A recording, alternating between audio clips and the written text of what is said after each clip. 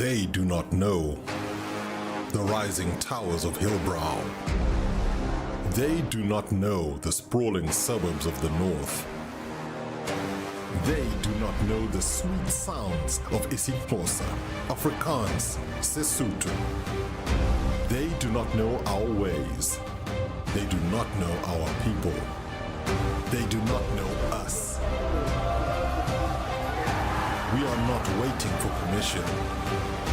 We are not asking to be seen. We are our own region.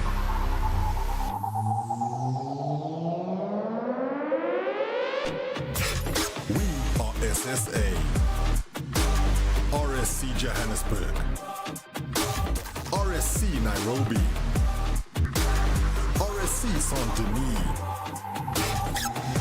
This is not just a league, it is a movement.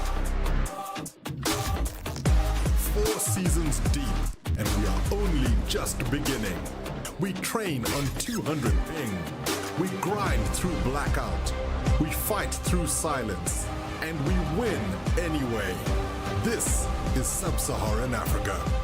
This is our fight. This is Season 4.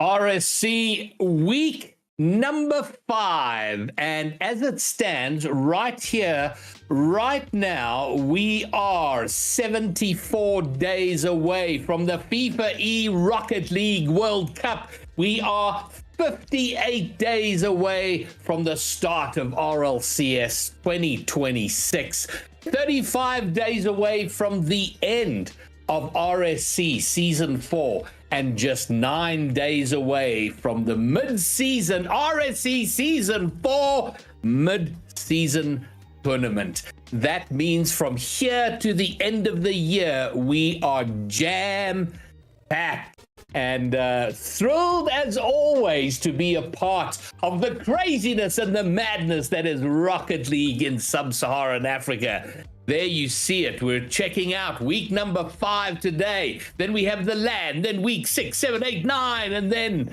the playoffs, which will happen Monday, the 3rd of November to Thursday, the 6th of November. And then we are done for Season 4. Can you believe it? After all the months leading up to it, we are now on the downhill to the playoffs. And I got to say a little bit of a howler to the peeps in chat. Melkman, the high frequency, who I ran into in a lobby the other day. He and I played a game together, and I did not shower myself in glory, the high frequency. My apologies for that. Look at that. Debrios in chat. Tubbsy's here, Stars here.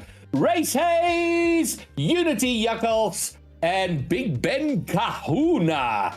Hello and welcome to you all.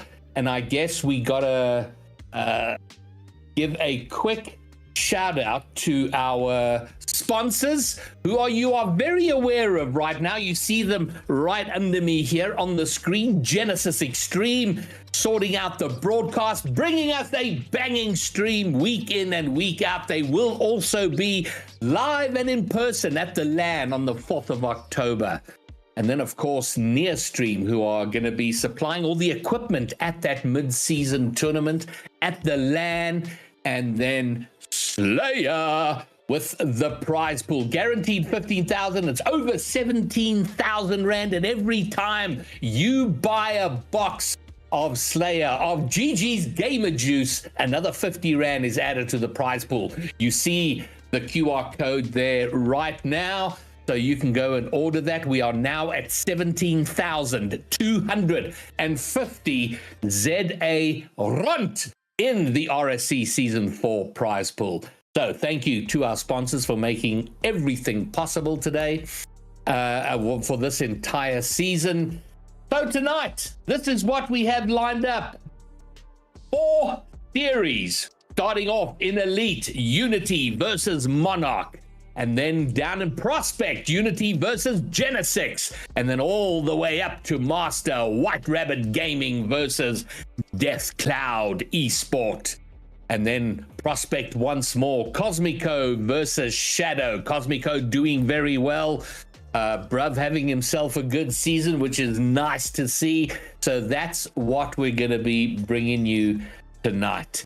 And as we always do, we have 4 casters bringing you the action. 2 of them will be responsible for series 1 and 2, and they are here live in person right here, right now. The Bromeo and Tristan, gentlemen. So here we are. Now, Tristan, I need to find out from you quickly, out the gate. This is your second cast for RSC. You're new to Rocket League. You've been around the Rocket League scene for some years. I've always seen you at VS. How was your first effort? And do you think you're getting better?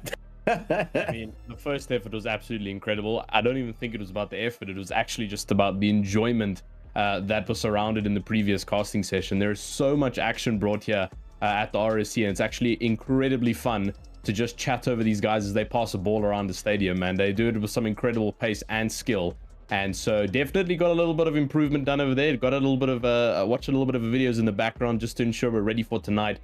We've got a really good lineup of games tonight, including a Masters all the way down to Prospects, so we've got a good range going on as well. So I'm super excited to see what gets thrown on the table for tonight.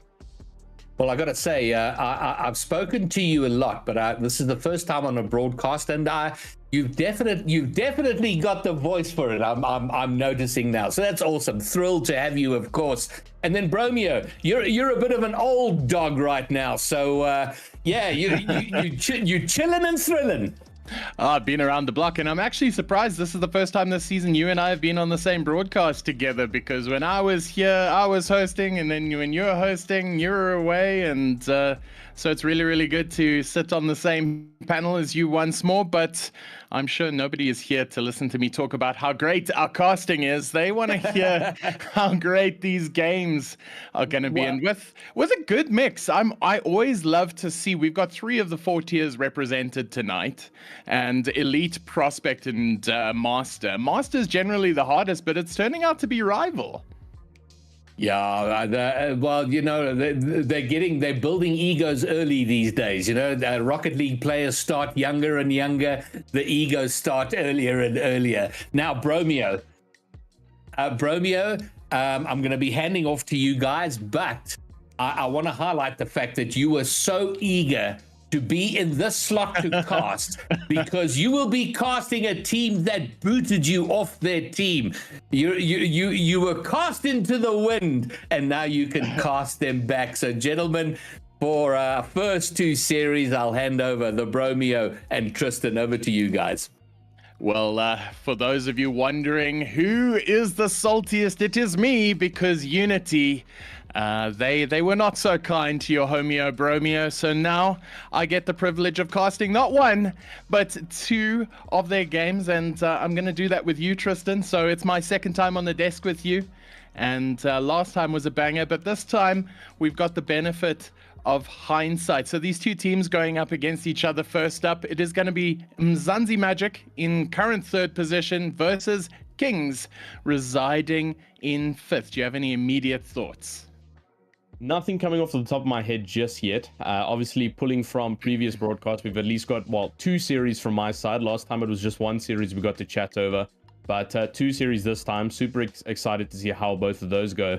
But we got some good teams coming up for contention over here. And going towards that midweek LAN, it's also going to be crucial to get as much points in as possible. And then also onto playoffs, because November is ticking down. It may seem like it's far away, but we're already nearing the end of September, almost into October here, and time is really starting to fly.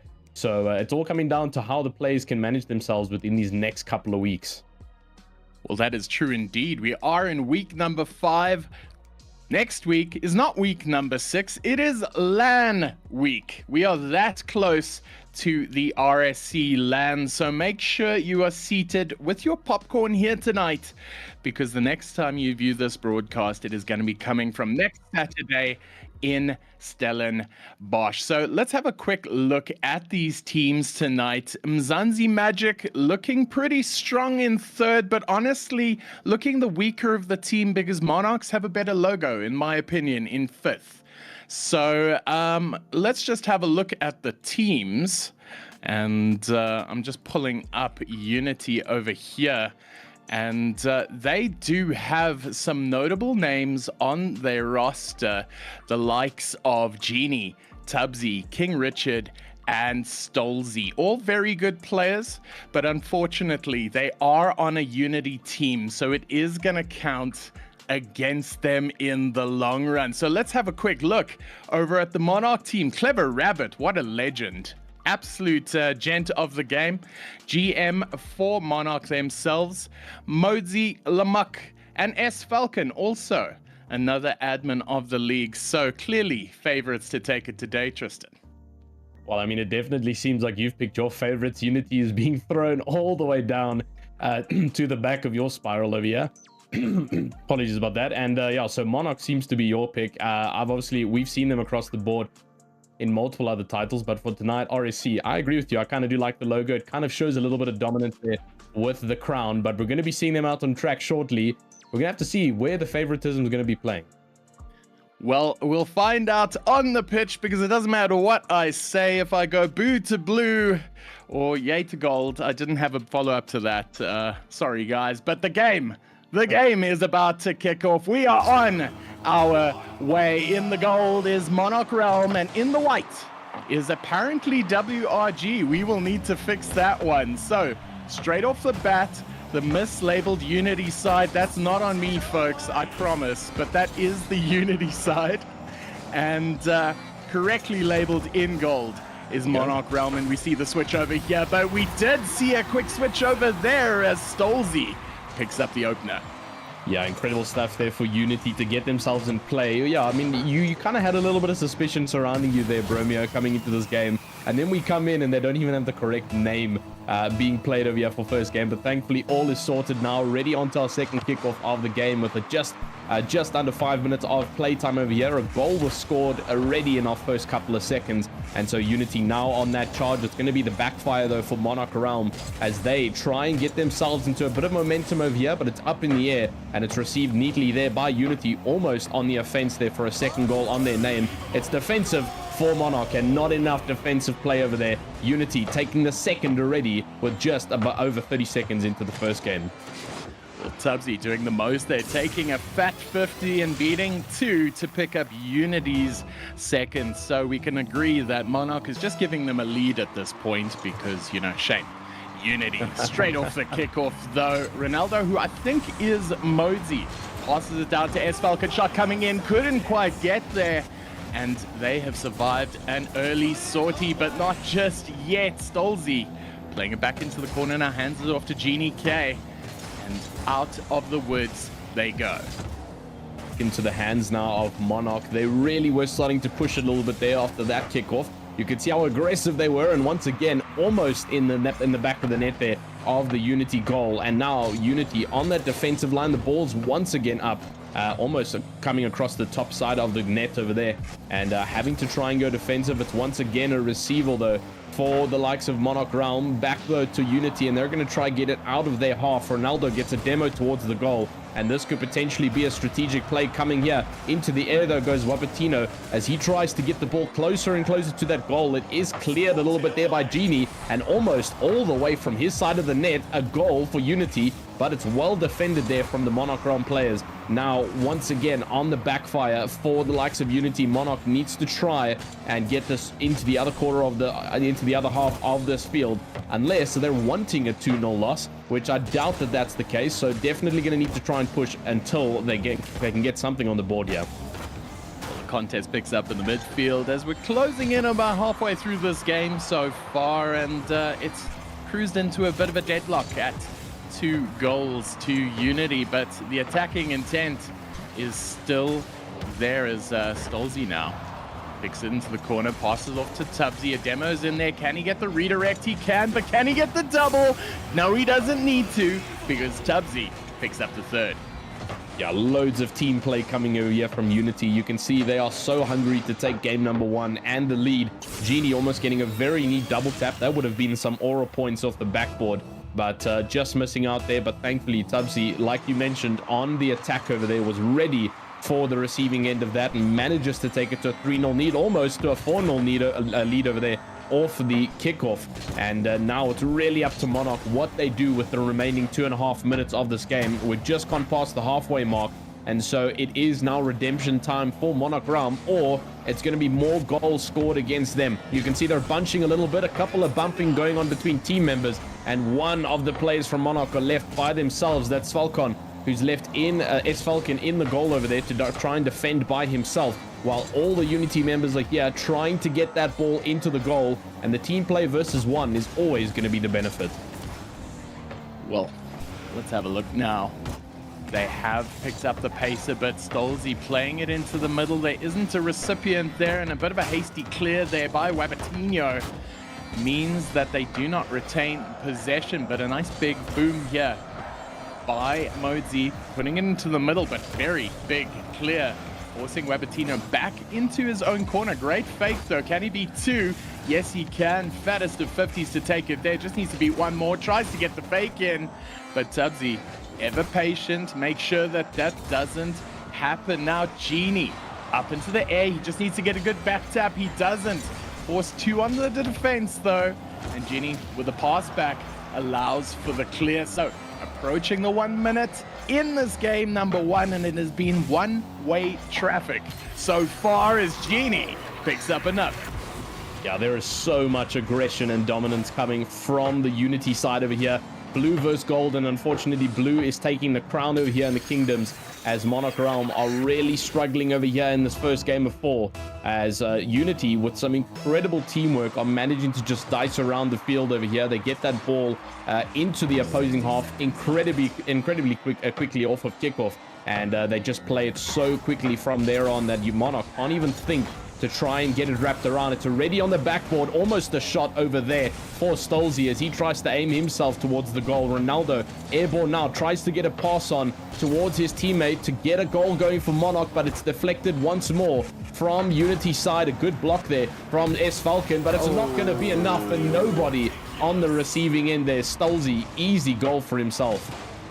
I see Tubbsy even in chat, extolling the virtues of Stolzy the shot as they pick up their 5th goal for the game. This has turned into a bit of a rout, and Monarch looking to consolidate their position. They are not doing so hot right now, and the chats need to be coming through because they do not want to concede more.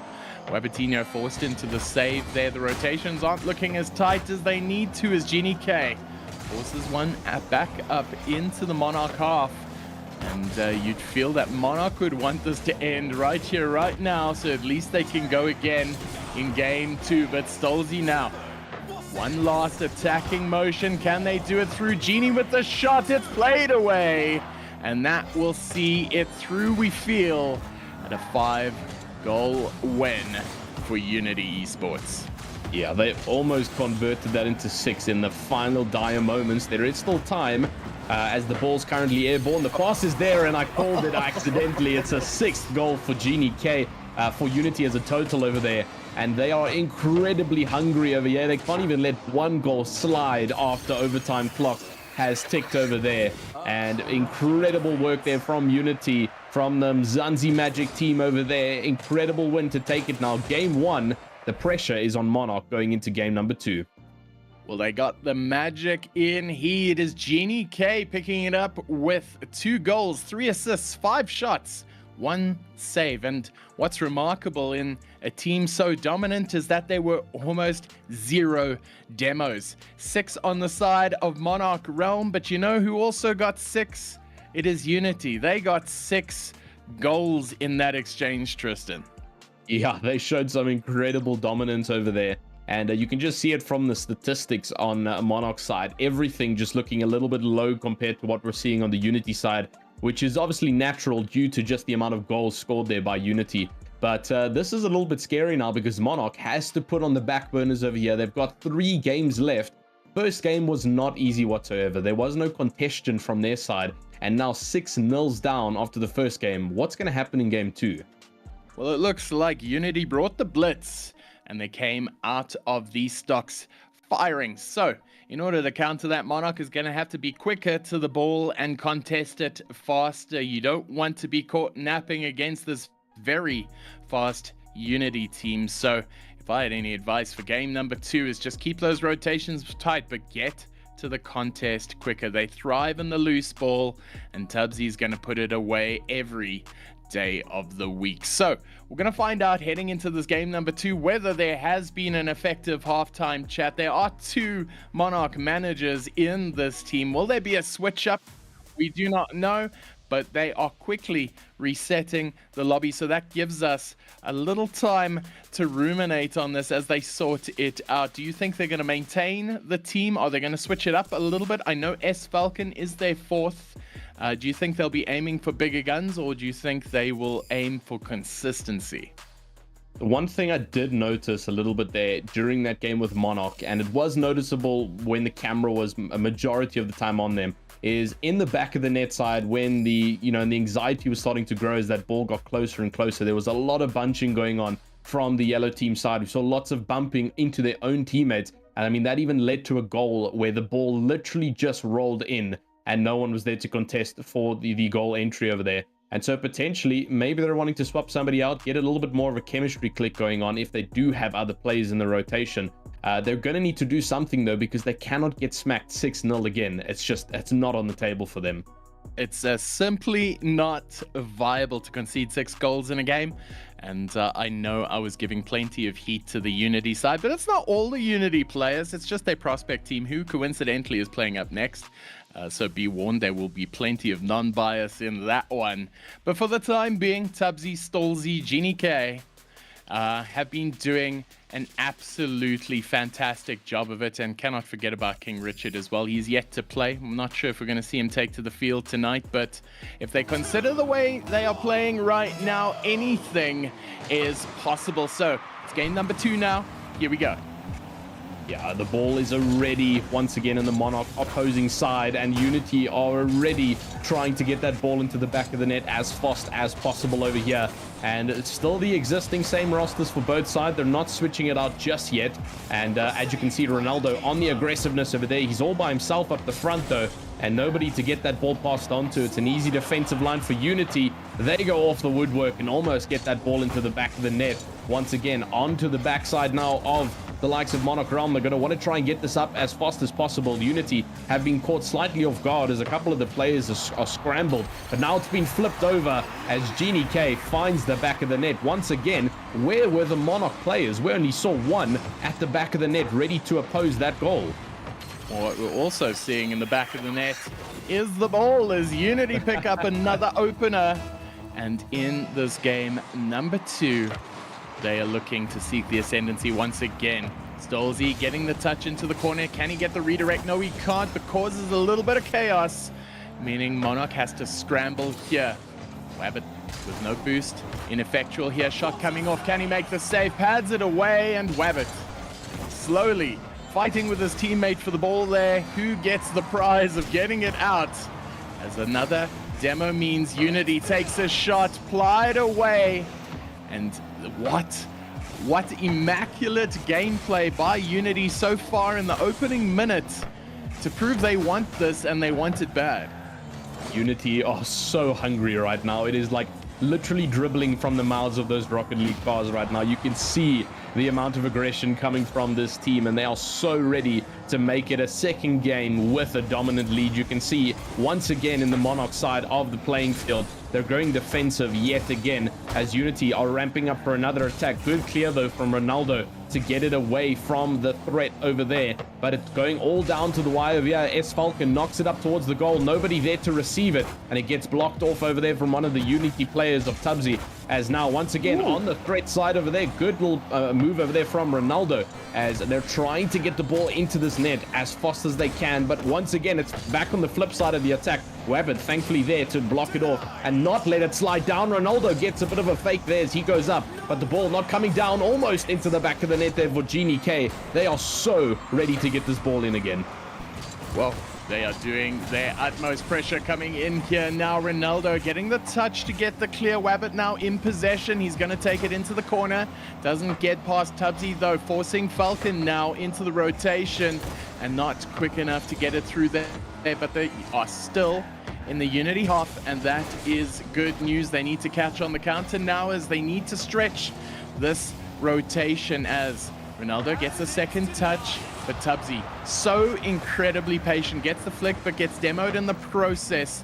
They are not done attacking yet, but Genie K now playing the shot in. Does he get the double tap? Tubbsy making sure of it, and just like that, Unity pick up another.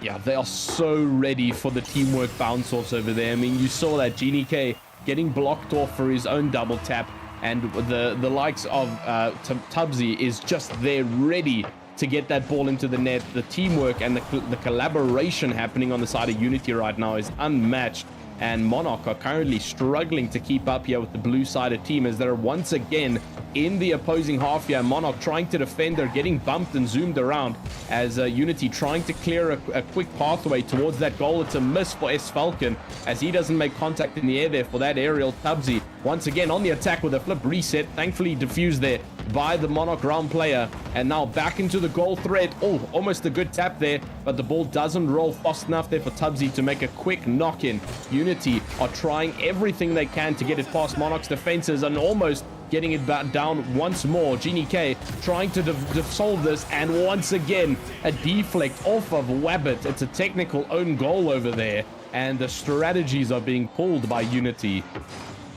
Well, the strategies are being pulled in indeed. So I wouldn't call that a goal. I would call that an own assist for Monarch, and so far it's not really working out in their favor. Yet we still believe Unity clearly overcompensating for their failures in management, but they are doing incredibly well on the field here now as Wabatinho is going to try and get it out now. Stolzy, courageous himself, tries to go for the bump.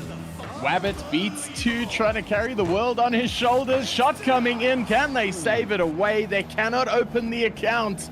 Not at all as we enter this final stretch. S Falcon, desperation coming in. They need to open up the bank account. Wabbit playing it down. Bumps coming in, but Unity looking so comfortable in defense. That was almost a one-up lead there. Not lead, sorry, a one-up goal there from Monarch, just to get themselves on the board at least in these past two games, but deflected once more from Unity. And as you can see from the Monarch side, the Golden players are trying all that they can, even just to get 1 point on the board over here for their team. But it's just deflection after deflection here for the Unity squad. Stolzy, Tubbsy, and Genie K are doing everything they can. In 10 seconds left of this game, it's not going to be enough for Monarch to get anywhere near for contesting for game number 2. Once the ball hits the floor, it's a second game win for Monarch, trying to keep it, for Unity, Monarch trying to keep it alive, but the Mzansi magic is just too much to hold on to. They got the magic. They really, really do. And this time, just by a sliver, it is Tubbsy picking up the MVP. It was 3 goals and 1 goal apiece for the Unity team. Again, a very strong outing for this Unity elite side. And honestly, Monarch doing well to cut the goals in half from the first game, but still a far cry away from doing enough to take a dub. It is Unity now picking up the draw, and they just need to pick up another in order to claim the win. So Tristan, take us through, what are we expecting to see in game number 3? Game number 3 is, wow, it's going to be a difficult one for Monarch Realm. There are now 2 games down here in terms of total point score. Like you mentioned, they managed to half the points now from Unity, but it's not going to be enough because of the 6-goal lead. If they theoretically had to keep it at half, we're then going to 1.5 next game, which isn't technically possible in Rocket League. So counted as a 2 or a 1, it's still a lead for Unity over here, and they have been showing so much aggression in this game. So game number 3, it's gonna be good. I don't think it's gonna be as close as we want it to be, but there's gonna be a definite leading here from Unity as the kickoff is well underway. No technical aspects coming in for game number 3 start, and Unity again in the opposing side of Monarch. Well, there we go. Almost an early goal there, saved from desperate defense early on from Monarch Realm. Means that it could have been fireworks straight away as another foray into the Monarch Realm half doesn't bear fruit. But man, at this point, when you own the tree, Genie K can do what he wants. Tubbsy playing it into the corner now. Mosey on the ceiling to pick it up. Ronaldo now into the corner. Put it in. Can Genie K now take the shot? He doesn't need to. It is Tubbsy getting off the bounce. And that is a training pack shot right there. You see him lay down into the corner, gets the bounce, and Tubbsy with a little pop shot right there, straight into the back of the net. And for the third time in a row, in the third game in a row, Unity pick up the goal number 1. Man, that is super unfortunate. We saw one of the Monarch Realm players doing a backflip in the goal, just not getting that key, that button mashing down enough to get that ball stopped. And something to note though, S Falcon has been taken off for game number 3, and Mosey has swapped on to take that third position here in the player roster for Monarch Realm. Hopefully trying to get a little bit better consistency, like you mentioned, Bromir, in game number 3 over here. It's all that Monarch are wanting at this point. They just want to try get something on the board here against Unity, just to have something to speak about. But every attempt so far has been shut down with good clearances as well by Unity. But here is an opportunity. Stolzy denies it. It's still in play though for Monarch Realm. Can they do it? And Ronaldo pockets it in the bottom left for Monarch Realm. First goal here in the series, and it's 1-1 tie for game number 3. Well, it's taken them almost 12 minutes to pick this goal up, and Monarch Realm finally opening the account. And my apologies, I thought Ronaldo was Mosey. It turns out it was not. Ronaldo is Lamuk. So he picks up goal number 1, and they pick up the first equalizer of the series as well. And let's see how long they can hold on to this. Can they pick up another goal? Can they pick up a lead? Right now we do not know, but they will try, and they will try hard. Yeah, it's going to be a very difficult effort here for Monarch in terms of statistics, in terms of what we saw across the past 2 games.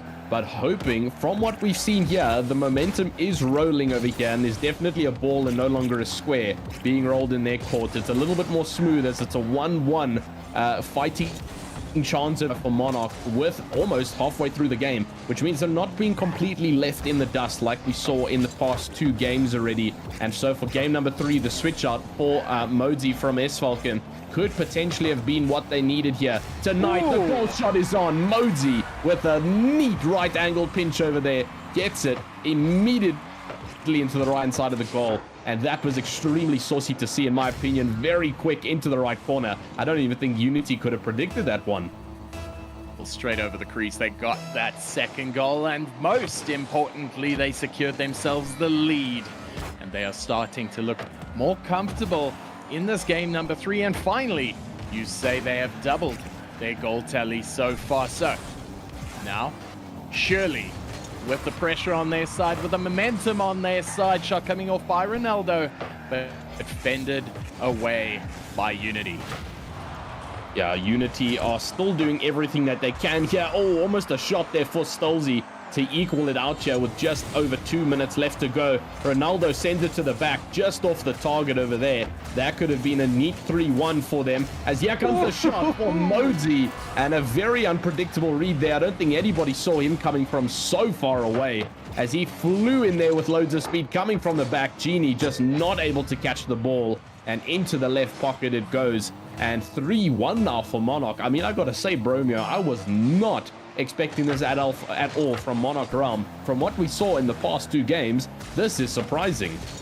Well, Monarch Realm realizing that Unity is Unity, and they are starting to extend the lead here. Another shot coming in, and it's turning into a rightful rout. The Kings claiming back their crown as Mosey puts it up, gets the bounce, and puts it straight into the back of the net where it belongs. Unity are now down by 3.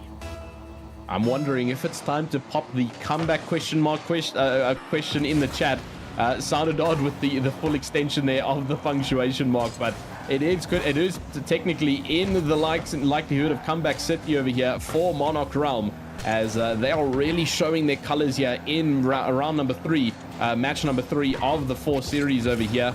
And we'll have to see if they can carry it over into match number 4. It could potentially be a good even out of points, because like we mentioned, the more goals, the more points. There is no losses here, and all 4 games of the series will be played out regardless of the winners. And so the more goals, the more points. But Wabbit takes a 5th for Monarch, and they've almost flipped this compared to what we saw in round number 1.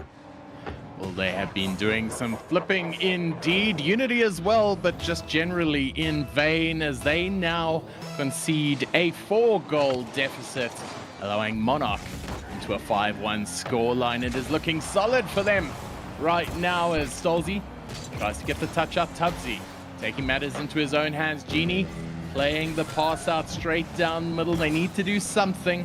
With a few seconds left on the clock, it is Ronaldo who's going to pad it away. And Wabatinha taking possession in the midfield. Robbed by Genie K though. Pass down to Tubbsy. Couldn't get the touch though. And danger averted for Monarch Realm as they've completely changed course in this game number 3. Yeah, they are on storm over here to bring it back for game number 4 as well. And Unity trying to do everything they can to at least get one more goal in over here. Almost a goal there for the likes of Monarch Realm. The backside there of Unity looking a little bit empty as they're all rushing to try and get the ball in. On the other side, they didn't think for Monarch to send it all the way back so quickly. And now with Modi once again in the air, what can he do for this goal? Flip reset, and it's a fake on the underneath there of one of the Unity players. 6-1 for Monarch with 10 seconds left, and this is some pure aerial majesty. The flip reset, and Tubbsy just not able to read what happened there. Well, here we go now. 6-1 is the scoreline, and there's a country in South America with their name all over this game, potentially. As Tubbsy trying to grind it out, making sure it doesn't happen, but passes it back in. The shot's coming in, and Kings win the game. But ultimately, they'll feel they let down the crowd as the ball lands slightly short, meaning they do not pick up the Brazil. So, completely flipping the script, Tristan. It is Monarch Realm picking up this game number 3 in convincing style, as a matter of fact. And it is Modsy picking up 4 goals in that 6-goal tally to be the game's MVP. What a performance. Yeah, what an absolute performance shown from Monarch Realm over there, and a huge MVP score difference even there for Modsy. So really seeking that switch around there for Monarch Realm. You could see the differences it makes. Modsy coming from swapping out to S Falcon and now taking MVP here in match number 3 on the substitution, and well over 200 points ahead of his own teammate. And unfortunately, all the Unity members down in the 100 digits there for scoreline. Only 1 goal there for Tubbsy, and it's not going to be enough to oppose Monarch's threat that they really did cause this game. They've shaken things up, and they've really made it unpredictable for us for game number 4. Well, they have indeed. They have flipped the switch. They have flipped the script. They have flipped a feeling in my heart that I didn't know I could feel ever since that breakup. And I love to see it. I thought I was going to eat some humble pie this game, and right now it's still pie in the sky as they are 1 game behind. But a fantastic turnaround for Monarch Realm, and let's see in this 4th game even whether they can bring it back. Early shot coming through, patted away by Modsy. It is an opening goal for Genie K, and for the 4th game in a row, they pick up the first goal. Well, I was about to dabble some commentator's curse on there. Thankfully, I spoke just not enough there for Unity to get a goal. I was going to say, if Monarch can do what they did last game, that's technically more points than what we thought Unity would be getting. They would have rivaled in terms of goals. But Unity taking that lead for round number 4. The first goal within 10 seconds as well. So extremely efficient to get it towards that sideline. And a decent push in there. It's just not enough for Monarch to push it away. And now Ronaldo, all of them trying as much as they can to defend. Both players going for the ball there. And it's unfortunately a little bit of a bunching session, similar to what we saw there in game number 2. Now, once again, with Genie up in the air, we know what he can do with this ball, and it gets a bit dangerous. But Modsy tries to deflect the ball away and pockets it in the top left corner. What did we just see? Well, man's trying to clip. He got a fantastic redirect into the back of the net. It just wasn't in the right net. Monarch won't mind its warm-up. They will get there. Unity picking up goal number 2 for the game. And unfortunately, an own goal at that. Monarch Realm under the cosh immediately as they forced back onto the back foot and trying to regain from here. It is a hill to climb now for Monarch Realm, but Unity, playing the way they did in the first 2 games, will look to reassert themselves and surely pick out the win in this game 4. There's still quite a few minutes left of this game though, so we do not know. But all I know now is Tubbsy is taking it in. Yeah, Tubbsy trying as much as he can to take it to 3-0 over here. It's now on the opposing side for Unity as they're trying to get it away from where it is now. Genie K driving it all the way up the left side flank. Takes it to the center. Is it going to be enough? Deflected though from Wabbit on the left-hand side of that goal post. And now the odds have flipped over here for Monarch Realm, trying to do the same as what Unity was just trying to do. Genie K will read this one in the air though. It bounces off the backside of Rabbit. It's a goal for it's a shot for the net. But Tubbsy is there to receive it and block that one off. Wabbit now in the midfield is trying to do all that he can with this ball. It's again on the backside of the net and all getting dangerously close there to the Monarch goal. Thankfully in possession with Mozi. A good flick though. Can it be redeemed into the back of the net? And just not enough. Tubbsy once again taking it away there. And they're really going to have to try and push themselves here for a third. Almost for Monarch getting their first on the board. They're going to need to try a little bit harder than that. They were trying pretty damn hard indeed. They were going for the cringe bumps. They were going for the straight shots. The only thing they haven't tried yet is the kitchen sink. But still, with some time, we might see it yet. Ronaldo with the clear, passing off to Wabbit. Wabbit doesn't get the touch, gets the bump though. Can they shoot? Yes, they can. And Mozi making sure of it. But honestly, Monarch Realm clearing the way. Yeah, Monarch have now gotten themselves onto the board at least this game. So it's at least a little bit better than our first and second series where we saw a nil on that side for Monarch on the golden side of the scoreboard. But fortunately for them, game 3 and 4 are already working out to be better, even though we're still in progress over here. Bounce off the crossbar, off the woodwork, and almost into the back of the net there for Unity for their third goal. But here it comes, and it's open for Tubbsy as he deflects that right. There was one of the Monarch players sitting in the back of the goal, but I don't think he thought this was coming at that time and that speed. You can see that Ronaldo tried his best, but just off that side of the post. And if you've ever played Rocket League, you can know if it throws you off slightly, it completely messes up your aerial flight to try and get that ball blocked. So now, once again, Monarch are going to need to try everything they can do here. They will have to indeed. Shot coming in here. Tubbsy heading off to Genie K now. Doesn't have the boost, but he'll try to take it off the ceiling. Bends it off. Gets demoed for his process. And just like that, they are quickly on the counter here. 3 up, 3 bunched. Not good for Monarch. He's going to need to buy some time, Mozi, so that his team can get behind him, play the ball, but they are immediately under siege by Unity. They want this game number 4. They want to pick up the dub. They have been so strong today as Mozi now clears it out. Ronaldo not going to attempt.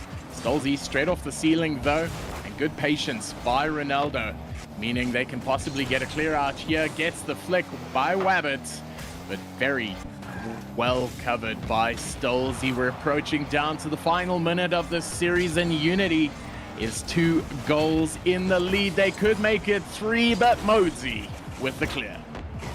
Yeah, great clear there from Mozi over there, trying to keep it from extending a little bit further for the likes of Unity. It's 2 goals in the lead right now. You mentioned going to 3, and that's what Monarch is trying to prevent, or even bringing it down to a 1-goal lead if they can convert it in the next 50 seconds over here. But it's getting closer and closer, like you said, down to 45 seconds. Ronaldo, last man of defense left there for the likes of Monarch Realm, but thankfully able to pad it off to the left-hand side. And now on the offense over here for Monarch, it's over just on top of the crossbar and not enough for them to get it down. Unity manages to keep that ball up in the air and not playable into the net. And now it's going to go backwards once more. Ronaldo bouncing over his head. He's going to try get it up the wall and get that aerial play going. That way they can get some passes in and try and get it into the net in the most awkward way possible for Unity not to get that read on. But now Genie K managing to clear it away from the trio. And unfortunately, it looks like it might be it here for Monarch Realm. We do not read it yet, but yes, it is time. Yes, it is Unity's time. And no, I don't like it at all, but here we have it. Mzansi Magic picking up that fourth game, meaning they take the series 3-1. And what a performance it was. Genie K getting the magic from the ceiling, picking up 2 goals, picking up a brace in that game. So very well played to him. So as we go and study what happened here, we'll ultimately see Monarch did not rise to the occasion, and Unity now shining a bright light for their newly formed prospect team. So, Greybeard, are you heading in here? I'm listening out for you. I need you to know that this game went not the way I planned it. Well, Modzy, well, listen, Modzy saved Monarch there a little bit in terms of what he brought to the party. But it does mean that Unity have done themselves a massive favor here. I think that jumps them to second place on the table, which is pretty good for them. So Voodoo, who I know is, as he often is, loud and in chat, he's got to be very happy with that performance. Sure he will be, and honestly, it's been a very strong team. He says he can't believe by they he means the league letting them sign that team, and it is a beastly team. Tubbsy, Genie K, and Stolzy, who's been meteoric in his rise. So it is a fantastic team, and we're stronger to take it. So Unity picking up the dub in convincing style, except for that game number 3 where they almost considered a Brazil. So Tristan, do you think that was just a speed bump? Do you think they were just allowing a game for the content? Yeah, I don't know. Hey, I think once we got to the 4th game, it kind of looked like a little bit of a pattern play that Unity was doing over there. They had such strong offense there in the 1st and 2nd game, and then the 3rd game, it almost looked like they just dropped the ball entirely. And Monarch Realm just got a free entryway into a great lead over there. I mean, 6-1. That was that's a pretty high score. Obviously, Unity did the same in game 1, but didn't let that first goal slide in, so it was a 6-0. But then to convert backwards for game number 4, I was thinking maybe Monarch is on a bit of an up climb over here, and we're seeing potentially a 2nd game win for Monarch. But unfortunately, Unity looked like they were playing with their food a little bit there, and they brought it back even stronger for the 4th game. And now, Greybeard, we mentioned it very, very briefly. It is going to be another Unity game coming up. Do you think it's Unity's night? Because we haven't seen them on stream so far tonight. And I think you're going to have to tell me who they're playing against. Well, I was actually just having a look at that table off stream, and it is a little bit of I mean, they've kicked you from the team there, Bromeo. Currently, they're like stone last on the table. They are yet to win a series. Have only had 2 game wins from 16 games. So they are on a struggle. Coming up against Shadow, and Shadow are currently 7th. So it is a lower end of the table clash and battle out here.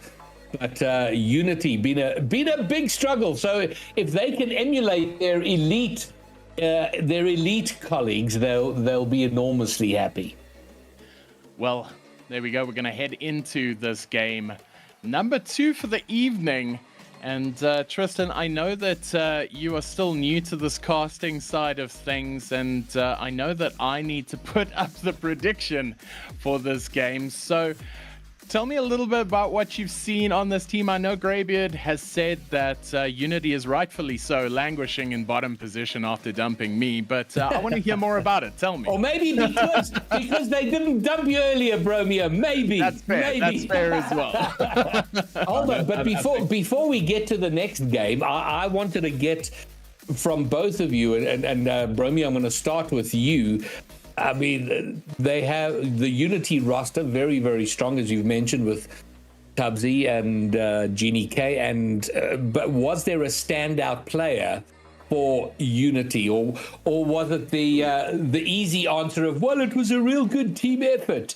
Do you know what? The team gave 110% today, so honestly, solid all-round effort. No, I would say Tubbsy was electric. He was very quick to the ball.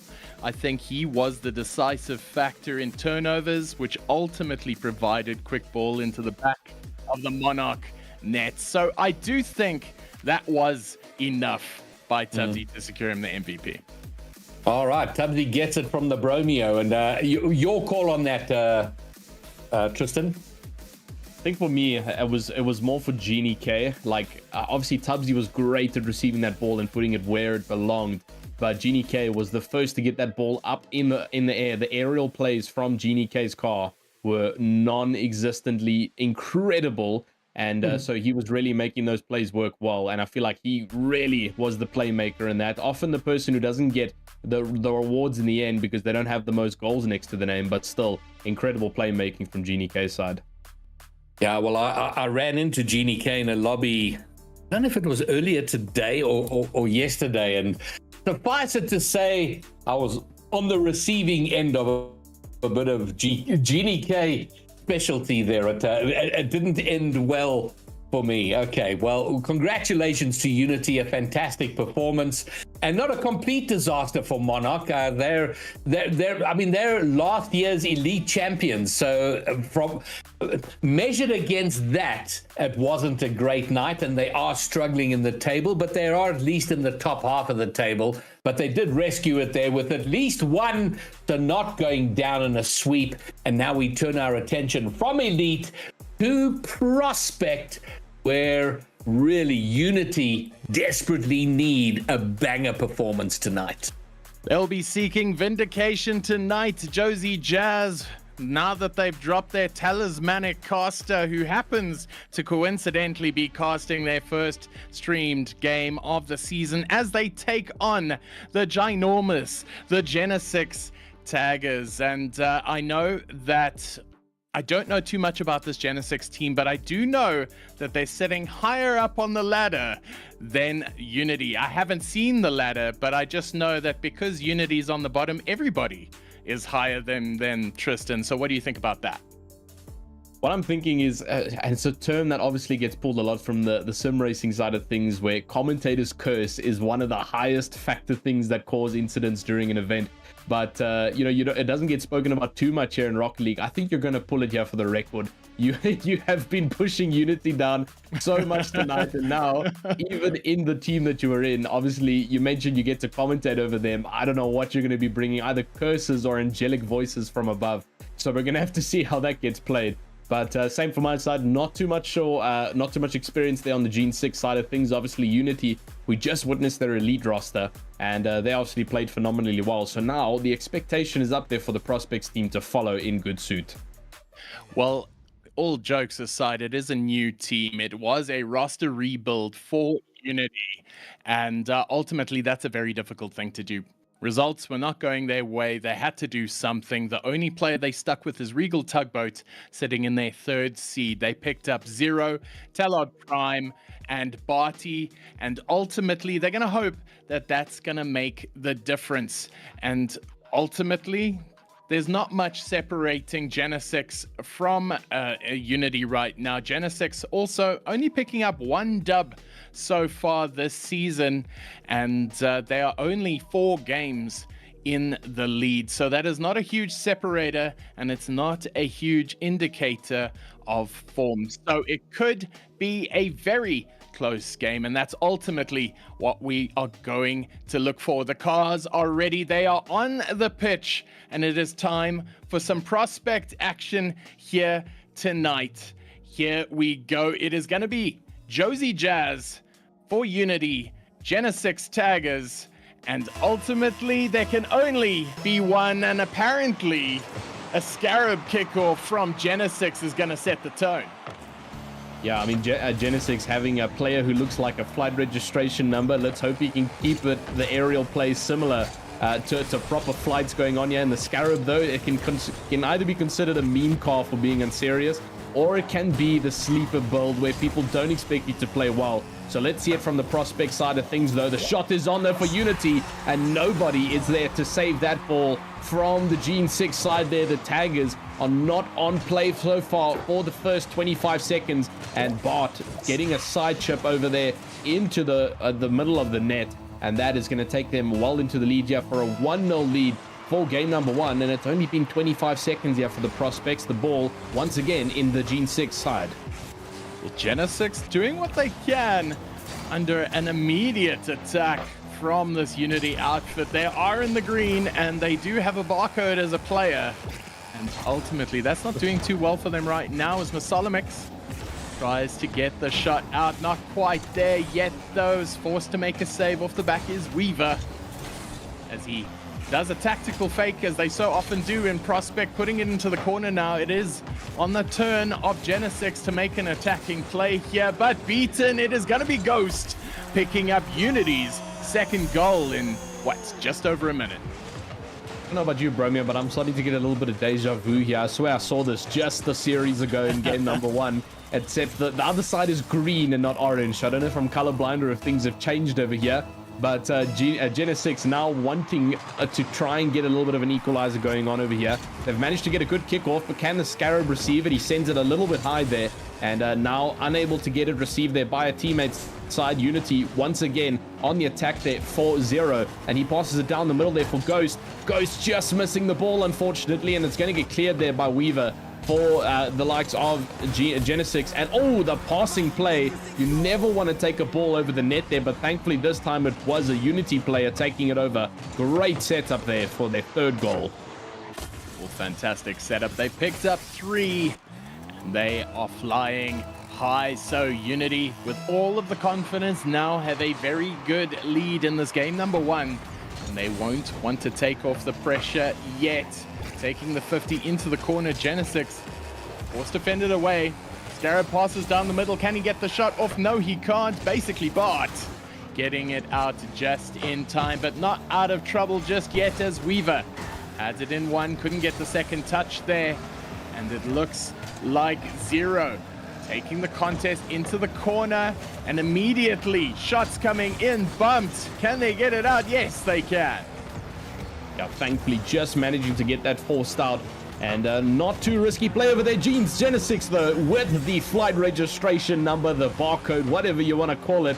I don't think neither myself nor Bromeo are prepared to read that full characteristic out, but it's a great shot down the middle pipeline there of the goal. And that's going to be a counter-attack there for Genisus. First goal here in game number 1 of the second series of the night for the Prospect side of things. And once now up again for Masalamix. He tries to get it back cleared, but 0 receives it back on the back foot. And now once again to the Scarab player. They try and shoot it up. It's a good clearance though. Can they receive it?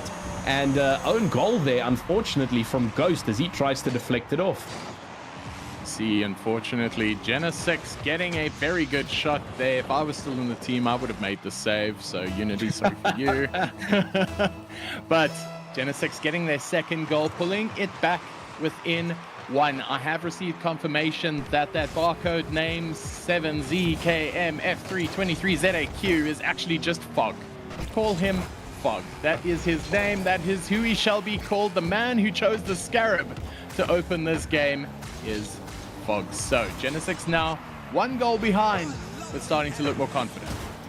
Well, I mean, maybe the sleeper build is starting to show apparent. He's gotten 2 really good aerial setups so far for his team, and that's allowed them to set up 2 very neat goals here to counter-attack on Unity's dominant lead. And so now back into the Genisus side of things, and 0 trying to receive it on the right side, left side flank over there, but now Genisus once again taking it back towards the Genisus goal though. It's back to back, forwards and forwards all over the place over here. What can the Scarab do though? And it's a massive fake there from the Scarab player of Fog, and thankfully another Unity player was there and ready to take that off. Almost a bait and shove done there from Fog, and almost equaling out in game number 1 of the series. 5 goals so far, and we're looking great. Prospect always serves up some good entertainment right now, and Unity trying to get the shot patted away by Genisus. They are out of the woods. It's going to be a bomb shot by Fog. Can they make the save? No, they cannot, and it is Genisus who equalizes in this final third of the game. Genisus are showing some extremities over here, and like I mentioned about the sleeper build, it's come alive, it's gotten out of bed, it's made a cup of coffee, and it's ready to take on here for an equalizer for Unity versus Genisus. Fog in the Scarab is really showing his pace of play over here. Regardless of his odd hitbox, he is here to make that ball roll exactly how it's been for the rest of the players over here. At the end of the day, it's round for all of them, and so they have to play it as it goes though. Fog for the backline though of Genisus almost gets read there from one of the Unity players. It's up in the air now, and it's a good defensive strat there from the likes of Genisus, but off the backboard, and Fog once again clearing it off to the left side. Who's going to be able to push it up though? And it's basically Bart who keeps it alive in this half for Genisus. Bart coming in new, but being so solid so far for Unity.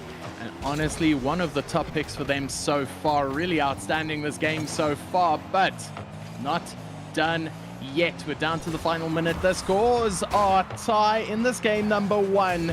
And we have not picked out a winner just yet. Is now Genisus applying a little bit of pressure. Shot coming up. Is there somebody to meet? Adds it over. Can he make the save? Yes, he can. And they are out of the woods. Are we going to see our first overtime of the evening? We got 15 seconds left. It's up against the backboard. Unity now. Can they take the shot? It's padded into the corner. They do get the clear out. It is Genisus now still up in the air. 4 seconds left. Shot coming in. Can they make the save? No, they cannot. And Unity wins game number 1. That was an extremely close bounce for Zero, just bouncing off there from Weaver as soon as the 1 second mark got called, and almost going to overtime. But Unity now will hold the front line over here with a 1 goal lead. The Josie Jazz frontliners from Unity will take the first game win, following suit of their elite brothers just before here. And so hoping to try and keep it going, but it's going to be the MVP though for Genisus's player of Fog. He did an incredible job to keep this game alive. He managed to bring it up to a 3-4. Unfortunately, not enough though to equalize. Not enough done, but ultimately you feel justice was served. Unity coming out strong in the early game. And here we are now in the final second. They picked up the winner. Ghost getting 2 goals. Everybody else picking up 1.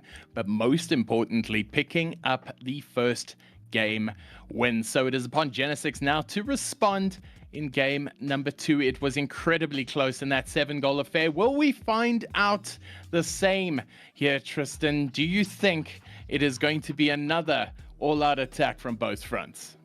So my thinking here is that, especially with being prospects, we're not, obviously the players are not as advanced as what we see in Masters or Elite. However, though, it is still high peak gameplay that we see over here. And I think what we're going to be experiencing in game number 2 is all these players. I feel like game number 1 was a bit of a warm-up session for them. And game number 2 is going to be unmatched as to what we saw ahead. Fog, I feel like, is going to be a high contender over here in that Scarab. If he chooses it again, it's going to be a lucky charm for Genisus as they try and take Unity now to try and equalize it 1-1 in this series. But only time's going to tell. Both teams played pretty evenly last game. 1 goal with 1 second left is what differentiated them. A 1-goal game, 7 goals between them. And will we see a repeat? We will find out now shortly. I see the Scarab is still on the field. It is Fog making sure he keeps the meme alive. But still, Genisus are going to keep their hopes alive. And straight off the bat, it's go time. Go time indeed it is, and Genisus already on that push to try and get the goal going. The ball is now with Fog near the back line. He's trying to get it cleared up towards the upside for their attack. And now towards the backboard. It's dangerous though for Unity. Nobody was prepared for that. And Weaver waited patiently there like a dog waiting for a treat. He was so ready to get that ball in, and it was so victoriously sweet. Bounces it off there. Basically Bart not ready to contend for it. Down the middle of the pipeline it goes for Genisus, and a 1-game lead here in game number 2.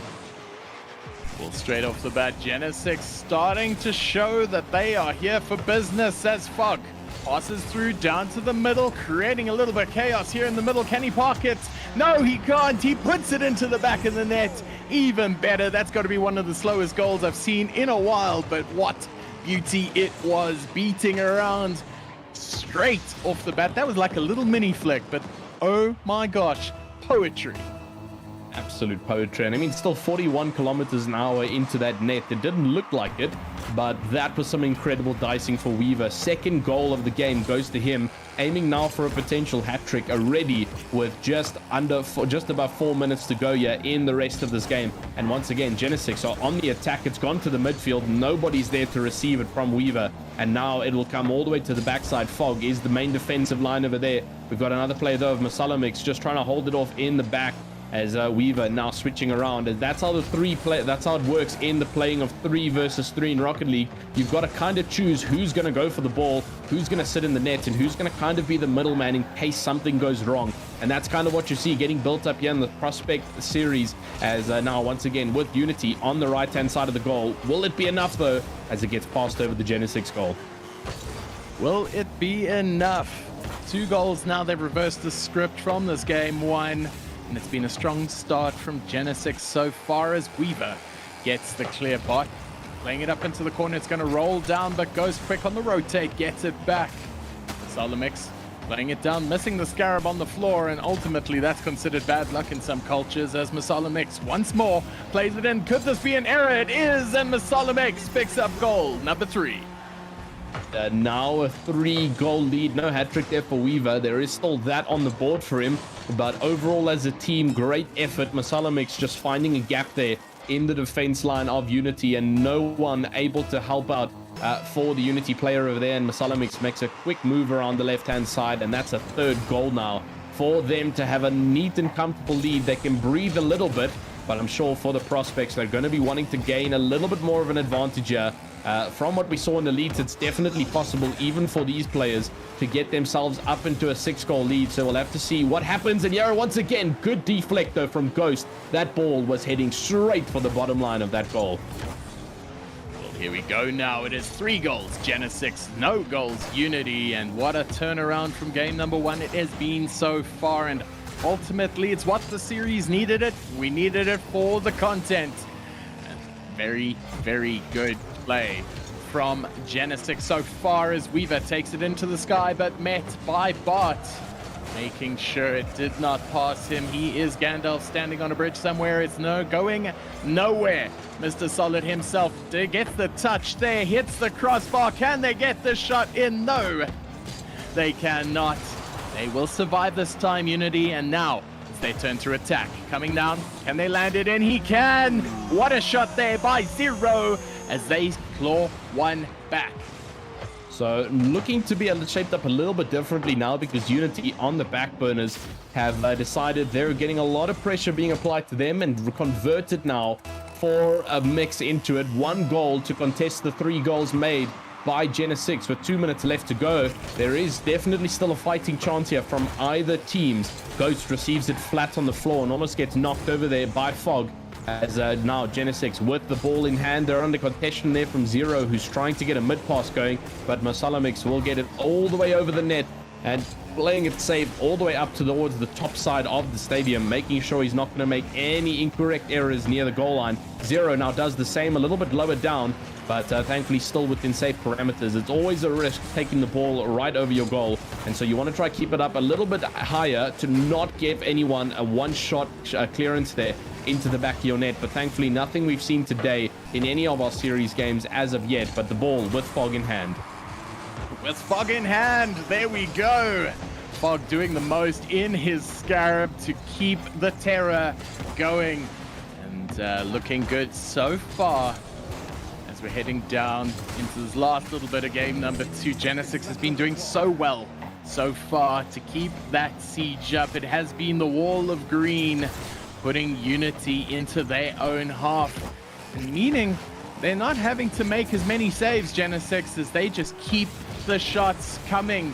Defensive demo means Unity will get out of their own half, but they'll need to do more here now as they are losing time fast. Yeah, 30 seconds left of the clock. That's more than a definition of fast. I mean, this game has gone by incredibly quickly, even despite the amount of goals being scored over here.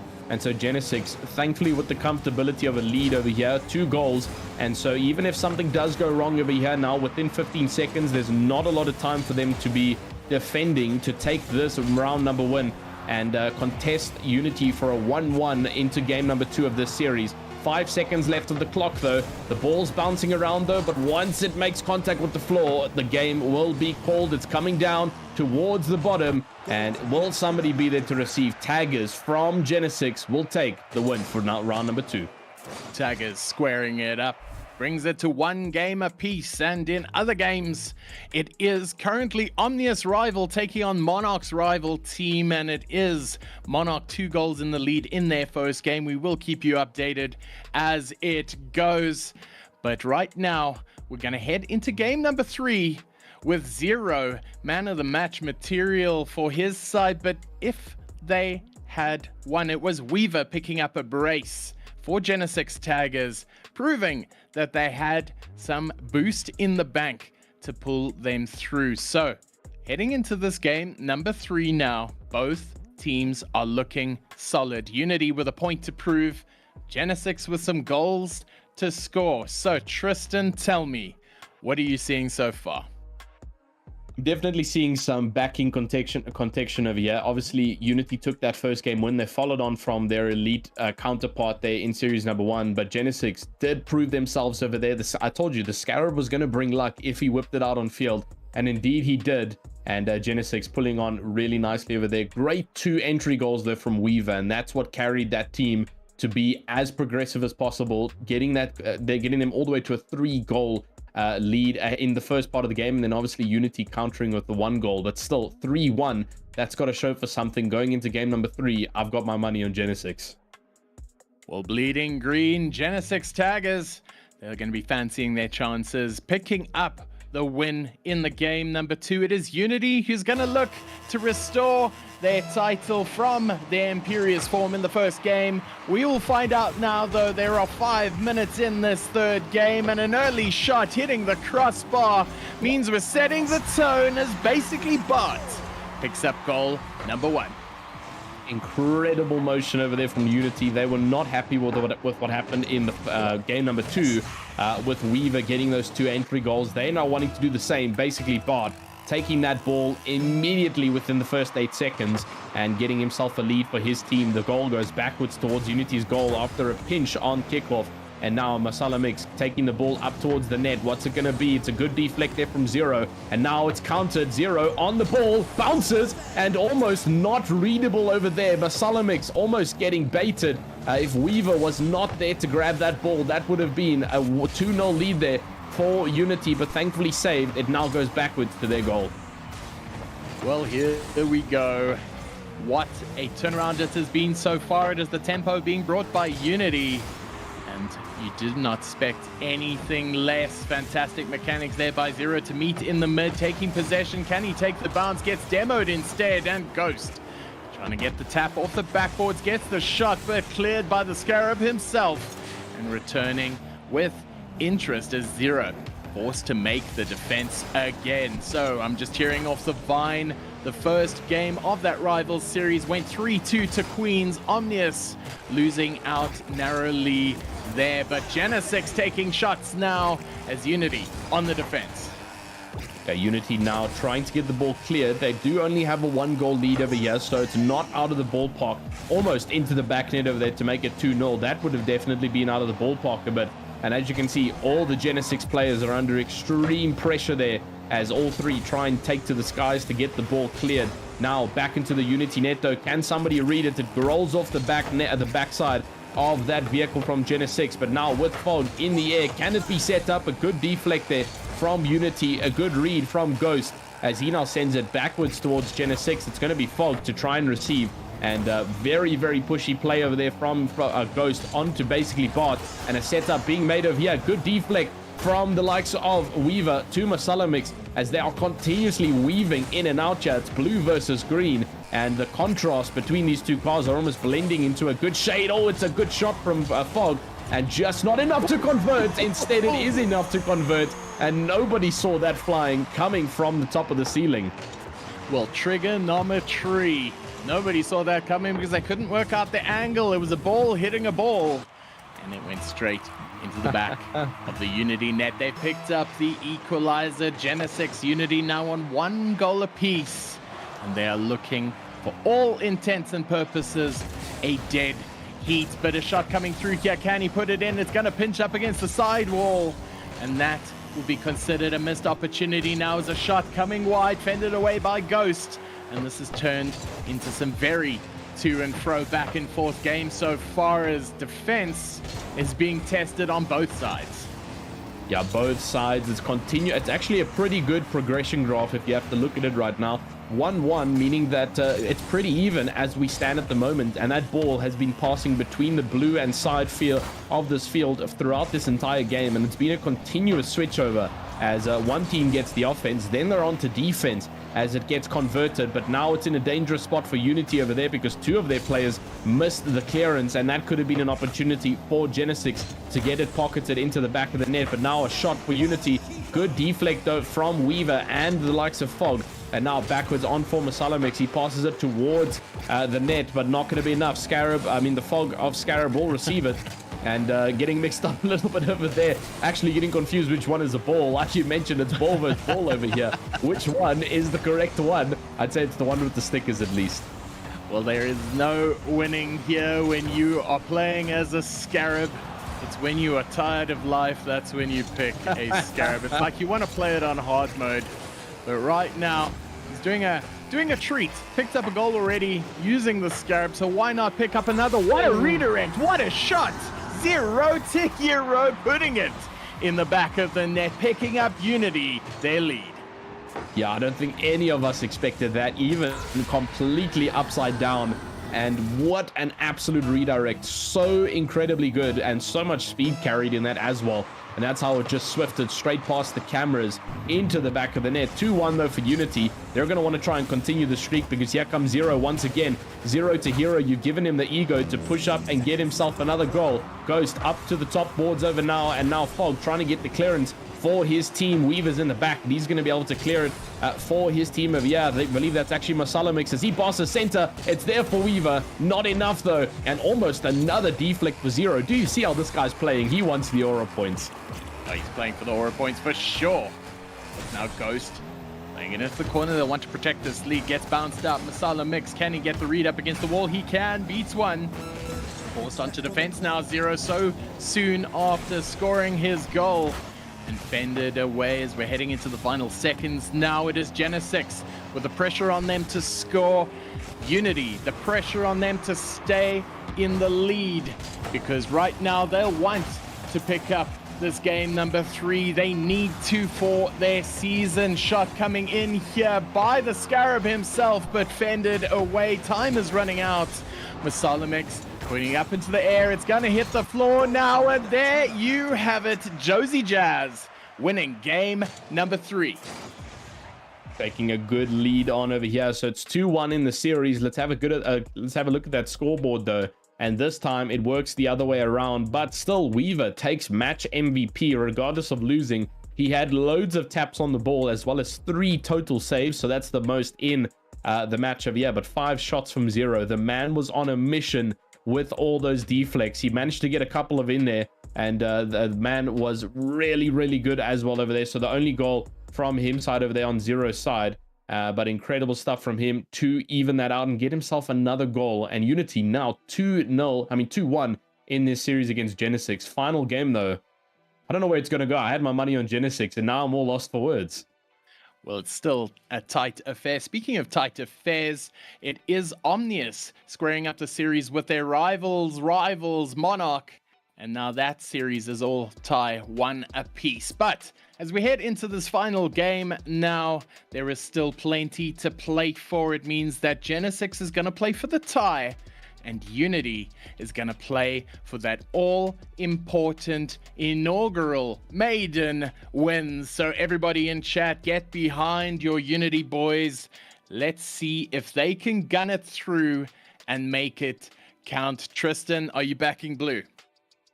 I'm going to take the risky gamble. I'm going to back green again over here. Let's see what they can do. I mean, maybe the Scarab, maybe he's got some like up and down luck. You know, he had the luck in second. He didn't have it in the third, maybe in the fourth over here. So let's see as we go on board here with Masalamix. It's a pass though. And my goodness, I betted my money wrong already. Basically barred straight through the middle on kickoff.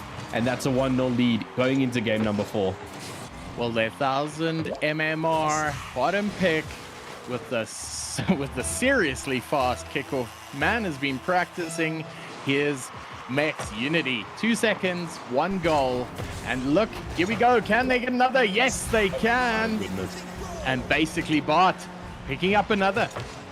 Yeah, he is on a roll right now. I mean, basically Bart is he's hungry to get the series done and dusted with. Take the 3-1, go home and enjoy some celebratory enjoyments. But right now, Fog on board with him. What can he do? Himself and Weaver have both been trying their absolute hardest. Masala's also been here, and all three of Genisus have got to put all their money where they need to be, because this is it. This is the final game of the series over here to try and even out with Unity for the most amount of points, going both ways for these teams. If not, though, it's not going to be their desired outcome off the crossbar once again. And thankfully, Fog managing to clear that before it gets deadly once more. The ball in hand, though, with Unity. They're going to try take it back now for another attack, but denied by Masalamix. Unity playing with the freedom that their lead allows. 2 goals now in a very short time puts Genisus in a very perilous position. They play with the, what you call it, pressure now as a shot coming wide there. The Scarab making an absolute nuisance of himself, but they found themselves out of position 0. Taking a shot, but didn't have it zeroed in. It went wide, meaning Genisus survived that quick counter assault. So, Bug putting it in there, passes through to Masalamix. He's going to put it into the corner, takes the 50. Shot coming in now, surely, but Genisus not in the position to make it count. Unity going to make the possession count for them as he goes for a bump, doesn't get the touch, but straight across the crossbar and not being able to get that one in. It is a quick turn and 0 forced back onto the defense. Back onto the front hand side now of Unity, and here comes Scarab.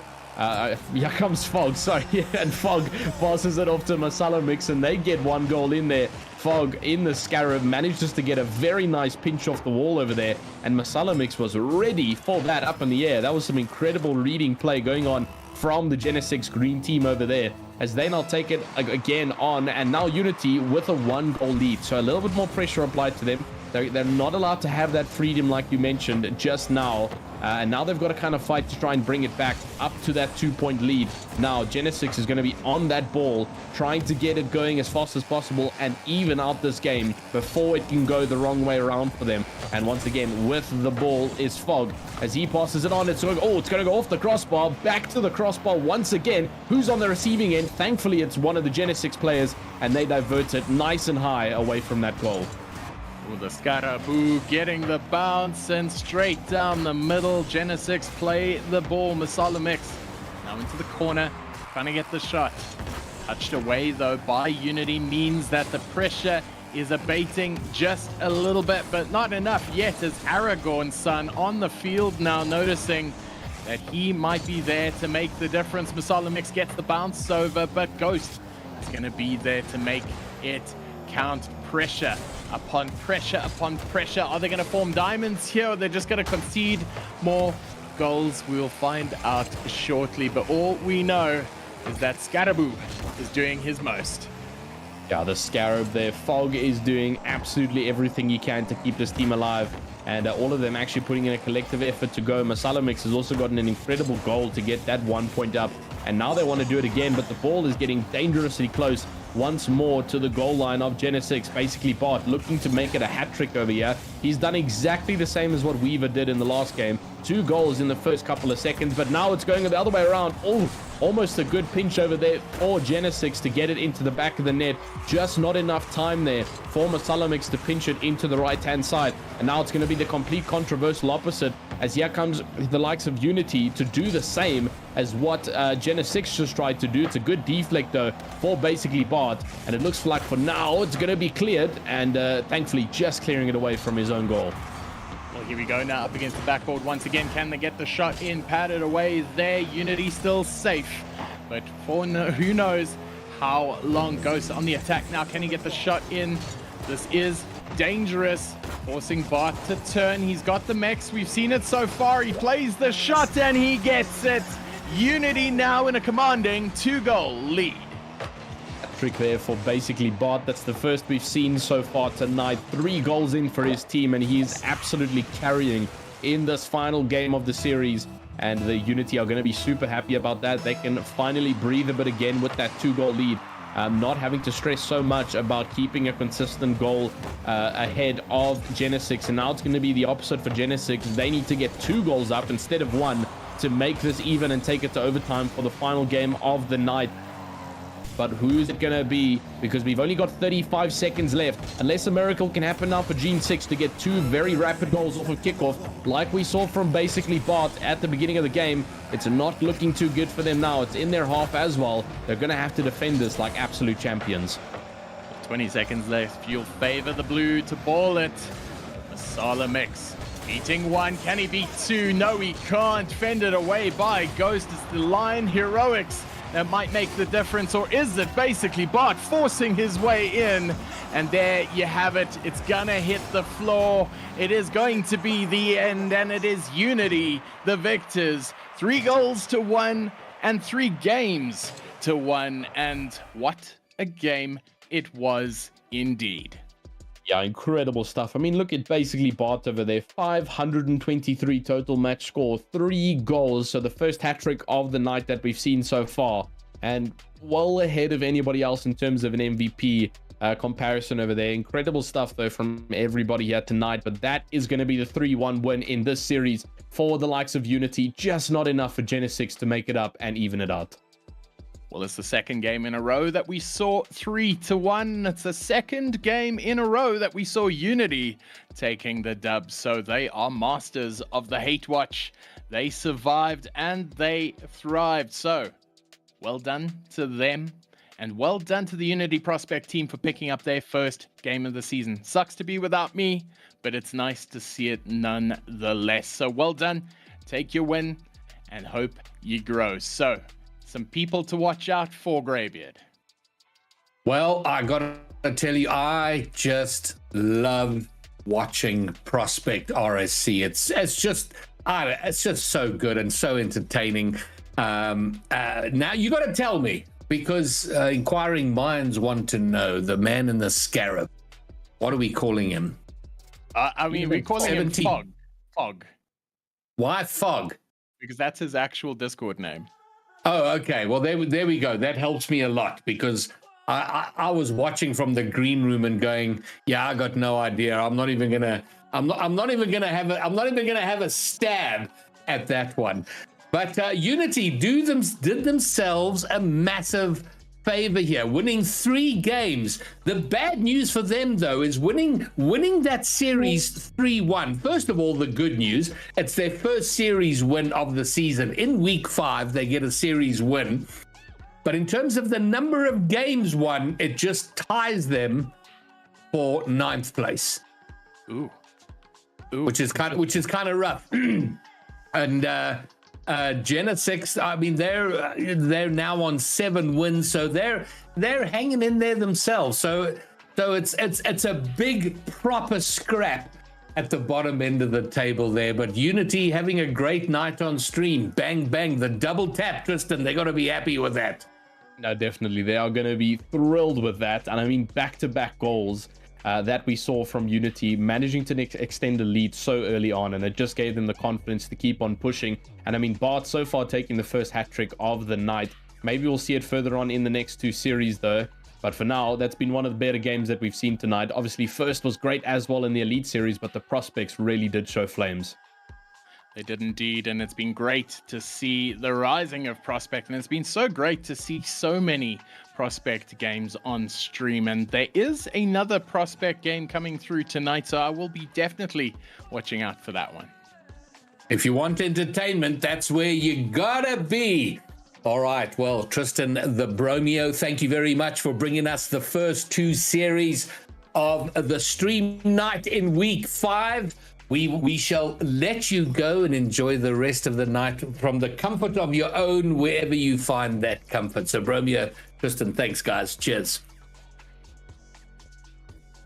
2 series down, 2 more to go. We're going to be jumping up into Master in a moment.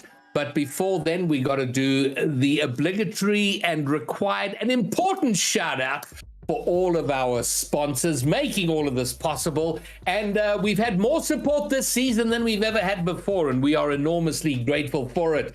Genisus Extreme, of course, bringing us the broadcast. Nearstream, who are new sponsors and very excited about getting more involved with Rocket League, in particular the LAN. They are giving us an amazing array of equipment that we are going to be using on LAN. And so everyone who comes to the LAN in Stellenbosch is going to be able to be hands-on and get a close-up look of the sort of equipment that Nearstream has on offer. So if you're interested in your own content, to stream, to make YouTube videos, whatever, you should definitely be looking at Nearstream. And then Slayer, who will also be at, our sponsors are going to be at the LAN. Slayer will be at the LAN. You'll be able to get your hands on some Slayer. You'll see Nearstream. Genisus Extreme are going to be broadcasting the LAN, so you can become familiar with our sponsors live and in person, which is going to be fabulous. So 2 more series to bring up for the night. And I've just gotten a note. Monarch 2 Omnius series score. Oh, in Rivals. So that's going on, not on stream. So Monarch is 2-1 up against Omnius. And Omnius, I should say, the Omnius team includes Yuckels's 9-year-old son. We have someone making their RSC debut tonight who is younger than Rocket League, which is just amazing. And Omnius have taken 1 game, will be looking to level it out. That's their best option there, is to get a draw. All right, so 2 more series coming up tonight. We go from Prospect up into Master, and this is a top of the table clash. We're going to be having Tempest, Death Cloud Tempest versus White Rabbit Gaming's Matrix. There you have it, the 2 series we've had, the 2 Unity games against Monarch and then Genesis, and now White Rabbit Gaming, Death Cloud, and then back to Prospect for Cosmico versus Shadow. And all right, well, I think, so we've said goodbye to the Bromeo, and we've said goodbye to Tristan, but we're going to be having two new casters in. I'll be introducing them in a moment. And while we're on this series gap break, a reminder that outside of RSC, we do have RLCS coming up, starting on the 22nd of November, the shortest off-season we've had. And tomorrow is the open qualifiers for the FIFA E Rocket League World Cup. Sign-ups for that close at 1 o'clock tomorrow. Open qualifiers will kick off at 6 p.m. 12 players from that open qualifier will join 12 other invited players for closed trials the following weekend. And then an announcement will be made of who will represent South Africa in the FIFA E Rocket League World Cup. They will then compete. There are 2 spots from Africa. Africa gets 2 spots to the World Cup. So there are 2 groups. The top of each group will go through and play in Saudi Arabia. And we are enormously grateful that we are not in the same group as Morocco, because the Moroccan team features Drali and Nas. And our stiffest competition in Group A, South Africa, is Ghana.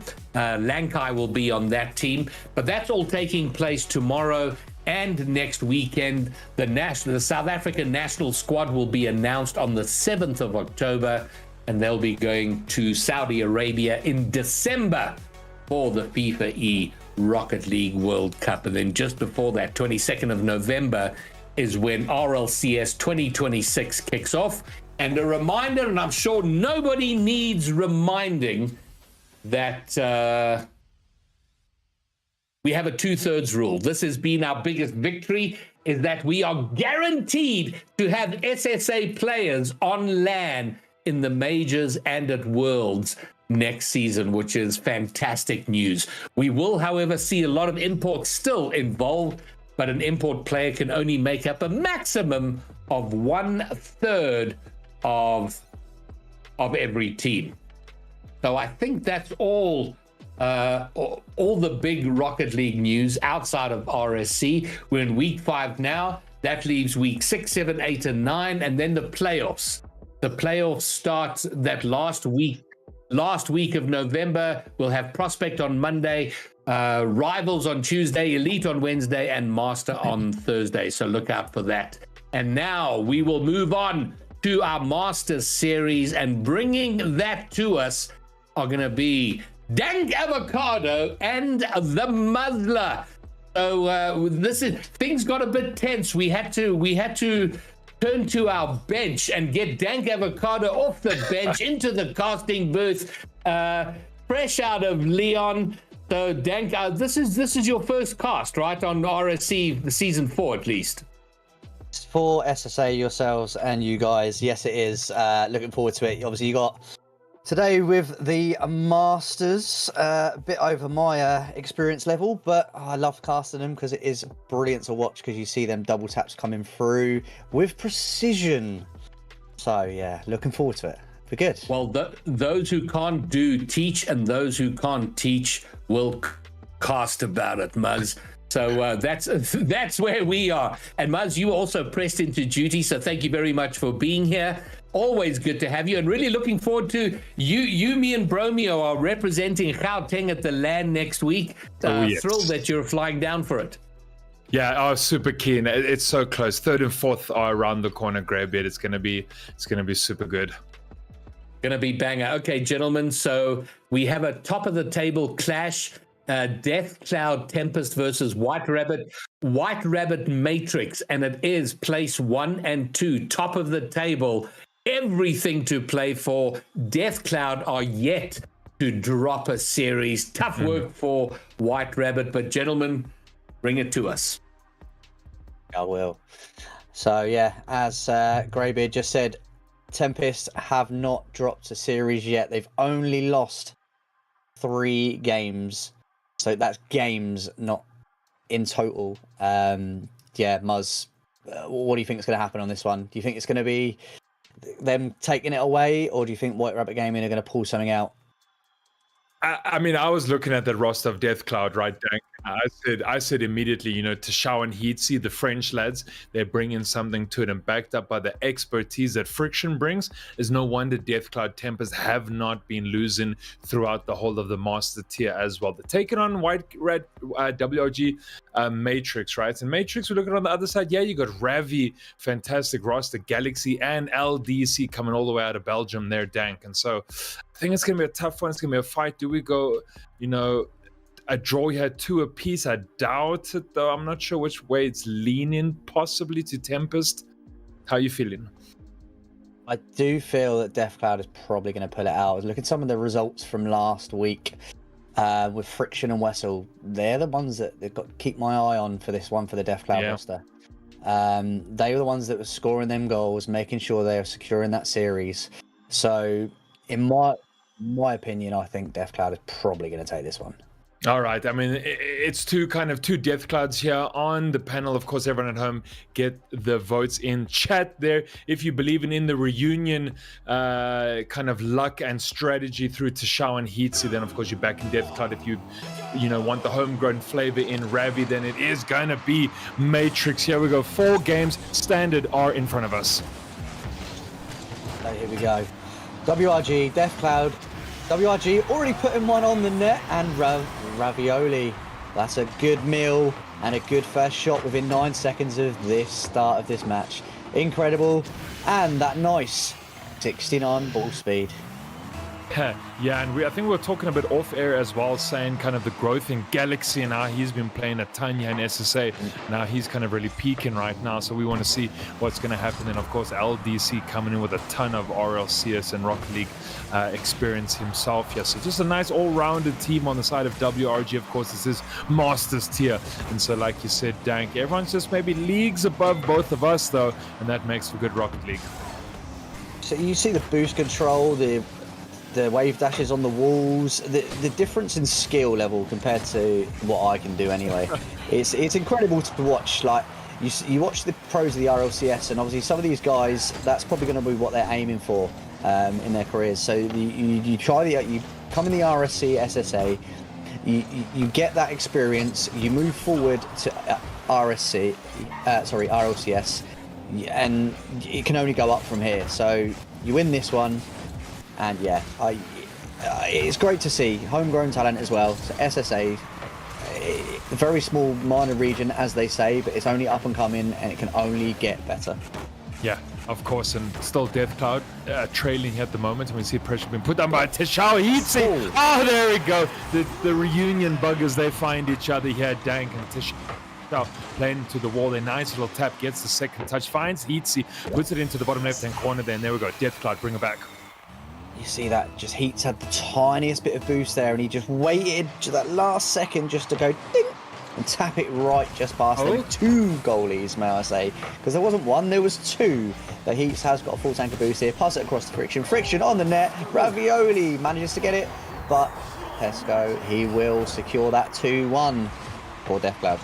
Oh, and you love it, Chad. Just Ravi gets a nice stop there to Friction, right? And he puts it up to the crossbar. And Teshao comes in and again scores exactly where Heatsy scored previously. Bottom left-hand corner there for Tempest. And so Dank doing well now. They were trailing at the beginning. Now they've already brought it back 2-1. And we've seen Death Cloud not drop any series, as Gravy had mentioned, the whole of 4 game weeks already. Friction, he's going to clear that one easily. He's going to be able to fight out Ravi. It's coming down the bend there in LDC. Actually, Friction beating them for pace, though. LDC kind of the lower CMV on the team here, but 1700's not that low between you and these 4 walls. Ravi, just that he's still pretty good there, Dank. As I say, I just looking at their boost totals there. Death Cloud was a little bit starved. They didn't have they had between them, I think it was about 50 boost. So they were struggling a little bit on their back line, but they managed to pull themselves out. Still get the shots off, but again, you're looking Tesco, Heats 0-0, Friction 0. They're putting boost staff by WRG at the minute. WRG aren't managing to capitalise. They're having the shots on, but that defence from Death Cloud is still there and still being even with the limited available boost as Tesco puts Abby in the back of their net. That's what we're talking about. Yeah, beautiful lead here from Death Cloud, doing 3-1 as well. And talking about 3-1 there, Monarch taking down Omnius in that rival tier. They beat them 3-1 as well, Dank. It's brilliant to see. Like the master, it's thought processes as well. It's not just about I'm going to hit this ball that way. It's I'm going to hit this ball, take this 50 this way because my teammate behind, i.e. Heats, Friction, is going to be there. When you look in the lower tiers, like prospects and things like that, and they're just thinking about clearing the ball away from their back line. But with the master tiers, they're clearing it from the back line and already thinking about where that ball's going to go. And how has that not hit the back of the net? WRG's going to be kicking himself there. They could have took it within 1 minute 46 left on the clock. I think this one's nearly going to be shut out by Death Cloud. Yeah, we're going to have to see a bit more venom coming out here from this WRG Matrix team. Ravi putting it goalward as well there. Ooh, nice little touch there from the second man. And nothing sticking, but just a good redirect there. So a lot of potential and intention here coming out from Matrix. Oh, man. Just a pixel shy to the right there, Dank, but incredibly close and almost a second here for White Rabbit Gaming. I think we've got 4 players on the other team, and one of them being the post. Because it seems to like Death Cloud and WRG still haven't managed to put it on the back of their net. Nearly a minute left of this game. If they get a goal back now, WRG, they're going to be able to at least keep that momentum into the next game. If they don't, they're going to be, the mental are going to be a little bit down. But again, it is only the first game. Obviously, stream nerves as well. You've got to say you're on the stream. You've got to remember you're on the stream. You've got that little bit of nerves. Your shooting will be just a tiny bit off, but again, Death Cloud just seem to be taking this one away, and they faltered. That was the goal that I was just talking about. Yeah, right. So 36 seconds remain. Can WRG bring it back there? Galaxy, nice. Gets it over 2 heads there. Friction and Tashao not able to make that save. And also Friction earlier, I want to go back to that save he made. He stretched really far to get that one out and is able to put it into the left-hand corner. I don't know how Friction is able to move the car the way he does, but of course it's that RLCS experience they've got. Then Galaxy has to make that save, and so Deathcloud want to try drive the dagger deep into the hearts of WRG fans at home, and LDC has to get onto that one. It's a bit of a whiff though. Galaxy Shao maybe makes the shot though. Oh man, it's just when Deathcloud had so many opportunities there to put in a fourth though. All the whiffs coming out from WRG. Oh no, shot coming out from Yeezy. Galaxy has to keep this out as well. They're running it the whole way. Maybe Dang they could do it if you hope and believe though. Oh, but it's not going to happen. Oh, Dink, there goes the crossbar yet again. That fourth man defender, and Yeezy puts it in. Dank. And you mentioned that bloody post as the last defender. I told you, it is the last defender. White Rabbit game in there, at the depth of that game, if they'd got that goal to take it to overtime, they would have been absolutely laughing. There, you would have seen the elation, I think that's the word to use, from that to go to overtime. Okay, if you go to overtime and still lose, it's a bit deflating, but at least you managed to take it back from that 3-1 deficit. But unfortunately, Ravioli didn't get that demo. It was just a little bit. It was in par with the other with Galaxy there, who had the ball, and it just didn't falter. But again, only the first game. Deathcloud, yes, they are on that winning streak. Will they make it 4-0, or will WRG take this next game? Yeah, I love what's on our screen right now, the overlay. I just love the poetry when you look at shots, right? 5, 4, and 1 on the other side, 5, 4, and 1. So just absolute barrage of shots coming down from both teams here. I love the symmetry. And yeah, WRG really had kind of moments there, Dank, where they could do it. And just, yeah, that defense coming out from Deathcloud. I mentioned that Friction save that just he absolutely found the fingertips to push it out. And so, yeah, WRG definitely can do it. We saw Galaxy score over 2 defenders, I think it was, and so yeah, they can do it. We obviously only play 4 games here. It's not a best of anything, and you know WRG definitely need to win this game too. They need to win the game too. If they don't win the game too, then they've got an uphill battle. You think you've got an uphill battle because you want to get that draw because they don't want to go as on a loss. I know from pure experience with one of the teams in the EU at the moment. We're doing all right, but we've had more draws than you can shake a stick at. So, do you know what I mean? White Rabbit Gaming are going to want to get this one done and dusted, because they had enough shots. It just, individual brilliance, 5 eyes. There's no eye in team, but there's 5 eyes in individual brilliance, and I think that's what we need showing from one of these players, especially Galaxy, like we said, we were talking about before this. And is that an own goal by Ravioli? That really was them, wasn't it? It might just be, let's see the touch here. Goes to Galaxy onto the wall. Last little player there to shout as Ravi's going to get a touch here. Very awkward one onto the hood of his vehicle. And yeah, own goal coming out from Ravi there in the WRG outfit. Dank, that's not a good starting game too. He's going to be gutted with that. But you just got to brush it off. Don't worry about it. It happens. You're still at the start of the game. You've still got 4 minutes left. And that was an absolute stellar save. LTC, look at that. There we go. That'll give him some confidence. That's what you need. Bang, post, bang. LDC gets away with absolute murder.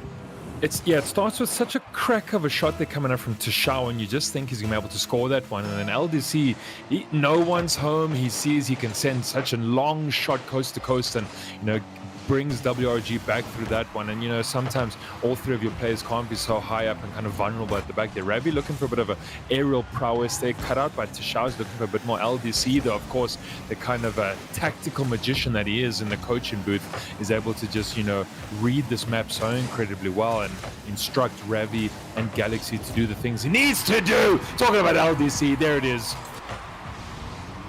You could see that there when LDC had the ball on the right-hand side of the pitch. He could have gone for the shot like any prospect player would have, but he didn't. He looked across the pitch, saw Galaxy on his own with a lot of space, did try to knock it across, but it managed to put it in an open space, and they managed to get that goal to put them 2-1 up.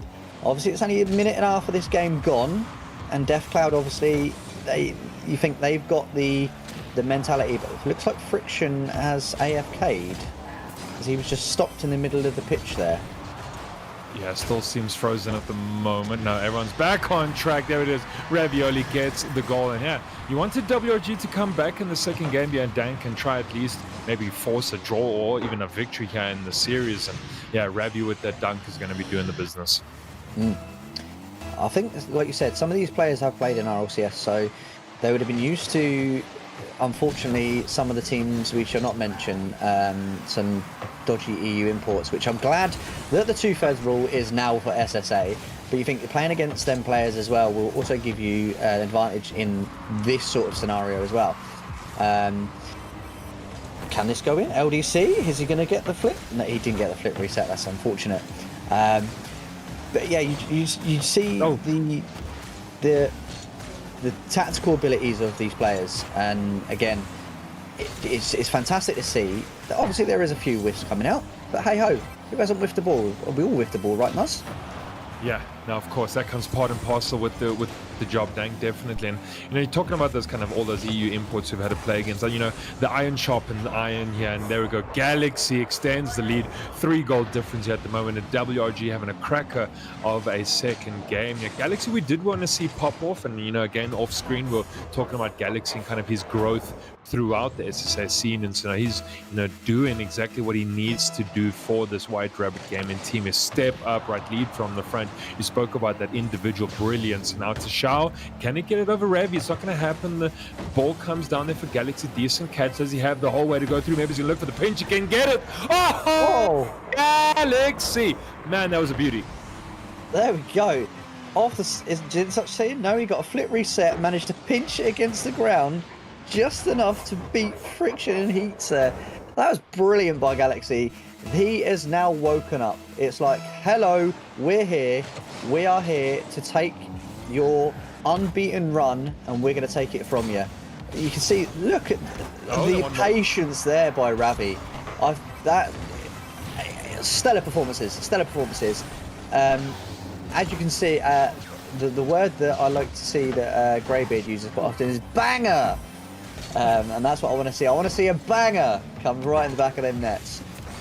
Yeah, I think, you know, we look at Tempest and we've kind of looked at their track record thus far in the season. You know, they're not losing. They're doing incredibly well. They only had a 3-1, I think, last week. So maybe that was the only one they had lost in terms of kind of games per series. And, you know, White Rabbit Gaming, when you put 5-1 up against kind of the best Masters team at the moment, you know, it's going to sting. So this is great coming out here from the Matrix team as well. Tashao looking to see if you can force it. Yeah, Rave's going to be able to cut him out there. Friction on the back front is looking for a bit more. Heatsy puts it there back to Shao and Friction though. Nothing's gonna land, and Galaxy keeps him out of band. Galaxy's been doing so incredibly well here in game number 2 as well. Definitely gonna be that MVP, at least from me anyway. And Ravi getting a pass some of the team. Nice Friction to Heatsy. Beautiful pass there. Again, finding in bottom left corner. I say about DeathCloud, so their goal difference 22 goals for, and Matrix with a -2 goal deficit currently. But with this game here alone, that's 3 goals towards them, and only 2 goals in the last game. That goal difference is gonna do them a favour. So it could be the difference between first and second. Obviously, they've got to score just a few more than Tempest to get on their level. As Heats comes from that side wall and knocks it in for just a 2-goal deficit with 58 seconds left of this game. It's a bit worrying. WRG were running away with this game, and DeathCloud seem to be catching up. I'm a little bit worried. Muzz. And the DeathCloud fans sitting in chat now, they believe in Dank. They can see their teams bringing it back. Tempest say we're not going to lose this one. They've got the grit and the resilience to continue and fight here to the end. Ravi's going to get a nice little pinch from that corner. He's going to find someone. Okay, that angle, Dank. Brilliant. Ravi, little pinch against the wall. Goodness. And then who was on the line? Oh, it's Friction. Unfortunate by Friction. He was already in the goal. There's nothing we can do about it. He just sit there and watch it go in. But again, now we've got a 3-goal deficit. Going to do White Rabbit Gaming a favour. They're going to want to keep this one where it is. Probably score another one. Galaxy just a little bit too slow. But the demo coming in there at the end might give them a little bit more space. But again, it's fast gameplay in the master tier. It's a lot faster than some of the things you see down lower. Well, me and you see anyway. But yeah, 20 seconds left on the clock. I think this one might see one more goal. Yeah. Oh, maybe. Here we go. Oh, so close there. Galaxy on the line has to say that one. We almost did see that extra goal. Well, actually, here we go. Dank avocado. There it is. 7-3 right now. And you spoke about that goal difference, and man, oh man, it's definitely, doing wonders here for the White Rabbit Gaming team. Here, 7-3. 8 seconds remain of regulation. It's done and dusted. 1 apiece in the series score here. I was thinking, poor WRG, they're gonna have to try to tie up the series here. I think they're looking for the win. They are definitely looking for the win, and obviously their name, the White Rabbit Gaming, obviously Matrix being their master tier name, I can just see the 7s and the 3s coming down the screen as if it was the Matrix in green. I could just see it falling down the screen. That was absolutely brilliant series. Galaxy and Ravi there, 704 and 701. 3 points difference. What's that? 1 touch of the ball and a bump. I'm sure that's the difference between that. Yeah, basically just one more, exactly, carry of the ball up the field and you kind of match right. Yeah. Very good. Yeah. Fantastic amount of points there. White Rabbit Gaming, well done for bringing that back. It's all to play for now. What are Deathcloud going to have to do? Obviously, Friction and Heats, they were matching up there. They had the passing plays. Don't know what happened. Obviously, we had still Friction there. I think it was the first minute in, did unfortunately either disconnect or his controller disconnects or something, but yeah, I'm sure that's just a little bit of a mental game. Turn it round and we'll go again. Yeah, I think also like Friction being caught on the line like that, I think no one expected Ravi to score that pinch from the corner, and so even Friction kind of caught unawares and led feet. They couldn't get the jump up in time. It's those small things, right? But also Galaxy had a phenomenal game there as well. Kind of he stepped up when he needed to. He got, I think they had 3 shots each between him and, I suppose it's Galaxy and Ravi, and LDC comes in as that third man and just kind of pulls the strings where he needs to. So here we are, game number 3 as well, and WRG right in on that high. I'll be going into this game absolutely like the mental must be strong now, because it wasn't just like a 1 goal swing, it's 4 goals difference. That's a lot of goals. And that pass, like, they're looking for the passing and trying to catch Deathcloud out. They're catching him out. They're catching him out with the easiest. I'll say the easiest. They're catching him out with the littlest of touches that you don't usually go for, but it's making them think twice. And yeah, Ravi and Galaxy just having a phenomenal series right now. Yeah, right. They're just having fun with it, right? They know they're second in the Masters tier. They're probably going to be able to get straight through to those playoffs as well. So they're having a grand time. They need to beat Deathcloud as well. This is kind of the big David versus Goliath here. And, they really want to take them down. And, they showed them exactly what they're made of in that second game. Can we see the same come out here in game number 3 as well? Deathcloud! Oh, man. Ravi on that goal line makes a beautiful save. Well, put it this way. If Matrix, White Rabbit Gaming do beat Deathcloud in this series, they'll be happy with it, because Ox, Wild Beast are sitting below them with the same amount of games played, same amount of, so they're on a 2-1-1 as well. So they're even more reason to want to win this game, to move them away from the Ox Gaming. Do you know what I mean? So to make sure they secure that 1 and 2 spots. Obviously, if you beat Deathcloud, it's going to give you that oomph to go forward to the next game, and I just can't wait. I'm glad that I've been rostered in at the last minute to cast this tonight, because they couldn't have picked a better game to do it for. It's master tier, so the best of the best within SSA, and not only that, it's first versus second, and Ravi will sink that right in the back of the net. Banger. And of course, coming straight from Galaxy, right? Galaxy putting in the yards, getting that nice little play from the wall to the ceiling, enabling Ravi just to get that last shot there in that second touch. And so, yeah, things are going incredibly well. You have for WRG Matrix as well. Demo's going to come out there from the kickoff, but it's not going to matter too much. Galaxy already pushing the ball forward yet again. Maybe LDC is going to be able to follow up on that one. Almost able to do so. He has to try clear this, but he can't though. Goes out to Ravi. Ravi not going to find a second man. Galaxy quite high up though, and that's okay here. A little wall touch. That's a bit of a soft one. And Galaxy maybe looking for the shot that doesn't find Ravioli though. Would have been a decent pass though into the middle of the field, but yeah, WRG, they really just are throwing shots here at this Death Cloud defensive third year, and that's really what's working for them. You find that Death Cloud always seem to be on the back foot and just not able to kind of get that forward momentum being built. So they're hunting for another goal. You can see it. They're hunting. The rabbit isn't being hunted. They are the hunter. You can see they've only just managed to get back to their own half, but for that last minute and a half, they were peppering that net, shot after shot after shot, and you could see the composure by Galaxy and LDC, because LDC was in the middle a couple of times there.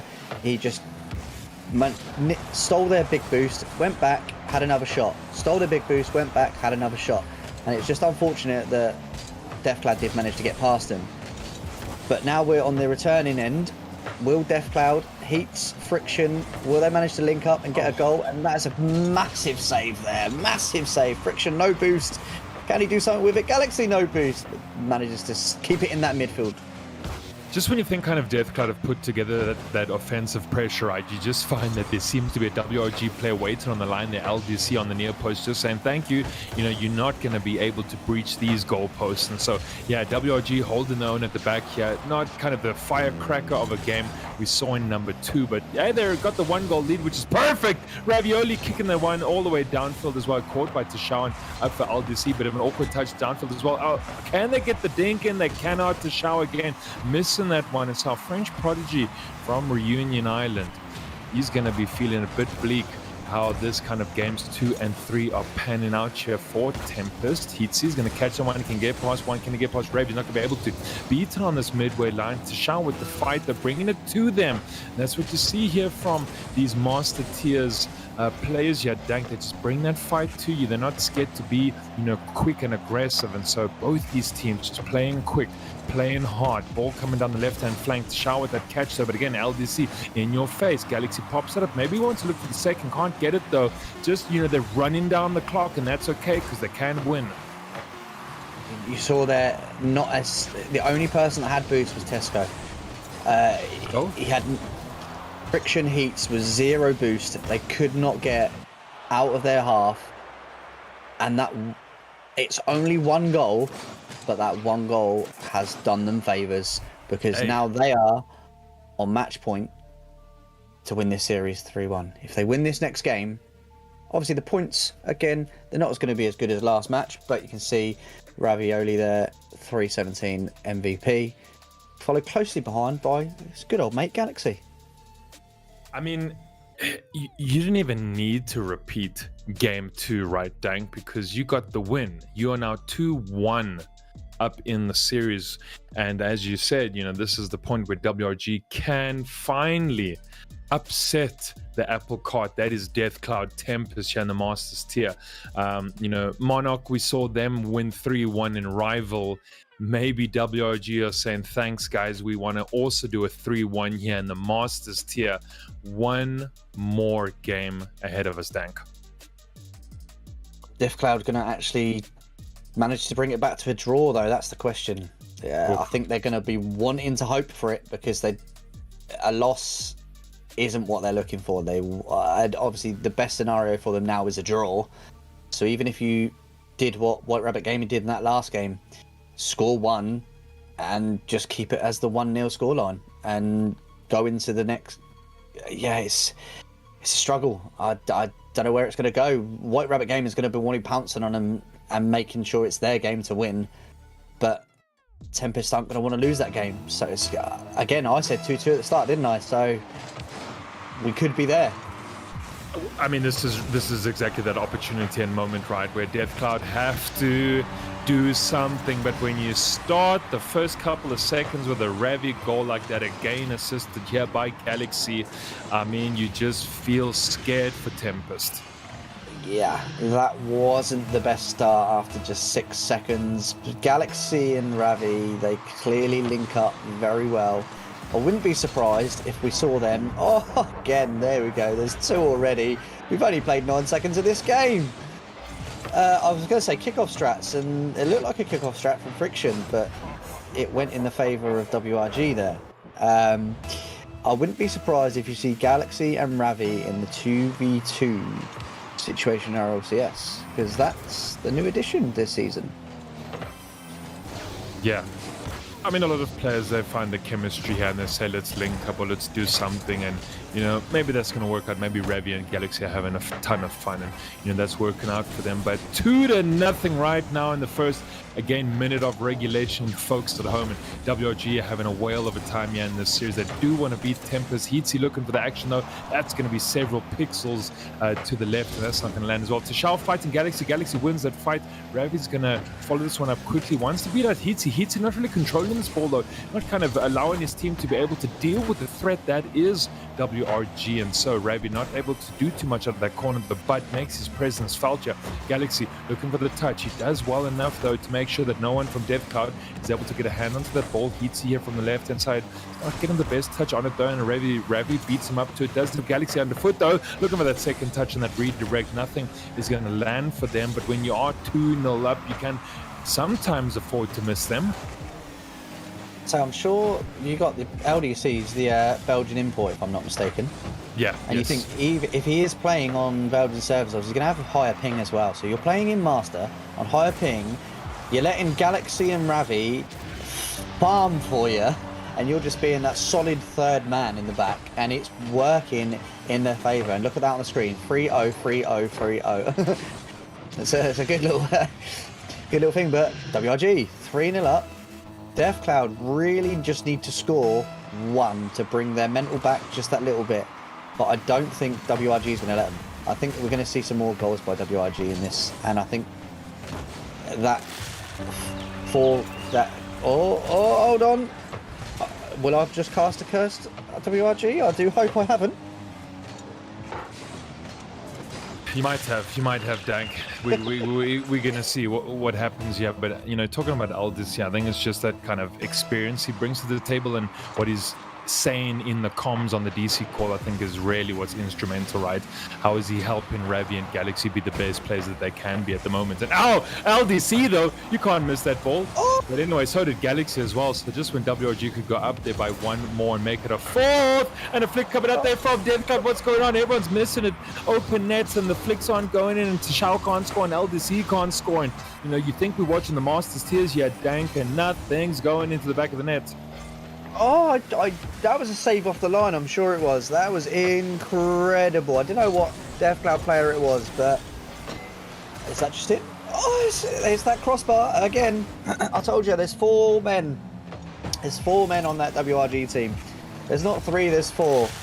Oh, what a brilliant bit of individual brilliance there by Friction to take this game within 1. Told you they're going to be wanting to get that draw, and I think with nearly just under half a game left, they're going to be hunting for that 3rd goal now. Yeah, and Friction stepping up when he needed to, right? This is kind of the moments that count, and of course that came off Galaxy at the end there, but beautiful second touch and the crossbar down coming out from Friction, right? Beautiful kind of single play, as you mentioned it. So looking for a bit more there. Ravi trying to stick them and get a 4th though, but Friction's going to have none of that nonsense. Huge play all the way downfield. Can LDC get the catch? It's going to be a pixel shy to the right then, so LDC doesn't have to do anything though. Incredibly lucky that DevCloud haven't squared up this game number 4 years. Well, Friction hunting for a bit more though, but he does have Ravi fighting and LDC with the catch. Gonna find Ravi, sorry, that was Galaxy there on that near post, and LDC looking for a bit more. 0 beans though in the tank though. Tashao saying, get off my ball, and Tashao again flick over. Caught out by Friction. Friction looking to play it. He doesn't have too much in the tank though, but it's going to go all the way downfield, and Tashao has to get a catch there, and kind of the boom in plays and clears that are coming out here is brilliant to see. Again, that's going to be shy to the right. Friction with that catch. Galaxy's going to nab the 100 though. Flick over 1 is going to do the business. Ravi though off of that back post gets it clear. Lucky that Tesco was there at the back there. I can see that, because obviously they're trying to push up a little bit further to get that equalising goal. Obviously, he was at the back, and it was lucky that he was back as far as he was, because if he wasn't, that was 4-2 to. Sorry, that was going to be 4-2 for WRG, but Ravi does get a brilliant pass across there to himself off the sideball. DeathCloud, I'm sorry to say it, you've got to pull something out the bag in the next minute and 14 seconds, because if you don't, it's your first loss of the season, something you definitely didn't want. But Galaxy and Ravi, together with LDC, have played a solid game since that first game, and I can only put that first game down to stream nerves. Yeah, I mean, there's no rabbit to pull out the hat here, because this rabbit bites and claws and, you know, just tears you apart. It does. And it definitely does. Wow, 50 seconds left. Free goals. Kickoff goal strats. I can see that happening with DeathCloud. I think everyone's been watching Geeke and Archie and the lads, and they're like, you know, kickoff strats are the new thing, right? This is kind of the only set piece you get in Rocket League, and so you have to have kickoff strats and just make it work and do fakes and the Spanish and the next thing and the next thing, right? And so, you know, you see that everyone's trying to do something, at least off of that moment, you know, when it counts. And so, yeah, WRG looks like they should be able to take this game. I don't know, do you get 3 goals in 30 seconds? Well, if they get a goal right now, could be lucky and do a gentlemates when they were what was it, 2-0 down and win it 3-2 within 15 seconds of the match. How that ever happened, it was one of the most phenomenal gameplays I've ever seen in my life. If I would have bet my house the fact that they were not going to lose that game. And this one is definitely 100% secure for WRG. And as you were talking about GK, I'm not sure if you saw the shirt that I'm actually wearing right now. It is actually a GK shirt, so I support my boys. Yeah, WRG are playing like them. Yeah, we see the gloating that you're doing out here. Okay, don't rub it in. Just got it. You love to see this. Brilliant series. WRG thoroughly deserved, and Galaxy couldn't get that double off the back, but Matrix and White Rabbit Gaming, they win that series and go 3-1-1. Yeah, and so, I mean, this is it, right? DeathCloud Tempers, they came into the series and everyone had a lot to say, and they did incredibly well. They hadn't dropped the series. We heard they're coming out from Greybeard. You now get WRG beating them 3-1 here. 2 massive games, right? It was like a 7-3 or 7-4, and now a 6-2 dank. And so WRG having a phenomenal evening. I think Galaxy is going to be riding the high tonight. He's not going to go to bed. He's going to sit in queue ranked until midnight. You know, yeah. He's just loving it. But absolute kudos here to Matrix. It's going to do good for their goal difference. Like we were talking about it earlier when I said they're on a -2.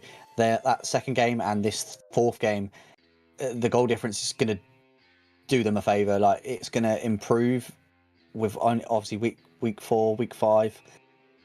You haven't got many weeks left, or you have, but yeah, you need them goals now. And yeah.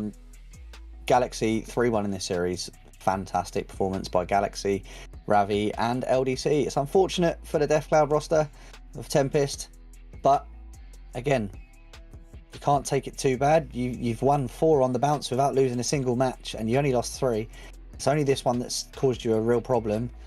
You've got another whole 9 other teams, so let's see where we go. Man, oh man, oh man. What a series, and a series of contrasts. You guys touched on it. You know, the 11-goal game, 1-goal game, 8-goal game. So, but by and large, a very high-scoring series. And, you know, every undefeated run eventually does come to an end, and DeathCloud fall tonight. And what this means with the game differentials is that Matrix and Tempest are on 14 games each. So they are, I mean, if they were neck and neck before, they're arms, legs, and neck now. It's like they are so close. But what a great matchup. And Ravi having a great game. LDC out of Belgium having a go. But yeah, I was very pleased to see the performance from them and Galaxy. Muzz, we were talking about Galaxy in the green room. Galaxy's been around for years, but finally he seems to be coming into his own. He's like sort of discovered himself, and I'm so pleased to see him doing so well. Yeah, he had a phenomenal game as well. The assist to Ravi was so good, right? If he wasn't scoring the goals, getting the double taps, he was being able to assist Ravi and LDC as well. And yeah, I think Galaxy stepped up there, would be probably my personal MVP of that series. And Dank, your first time season 4 in SSA casting. I don't know how familiar you are with the teams. Any players who stood out for you? Definitely, like we're saying during the series, Galaxy and Ravi, you can see the thought process behind the game sense. That it wasn't just we're going to have a shot on net. It's, you could see they're looking across the pitch to see if you can find Ravi, to see if you can see the other play, and then fantastic between both. So Ravi and Galaxy for me. Yeah, and exciting prospects for next season of RLCS, both of them great to see.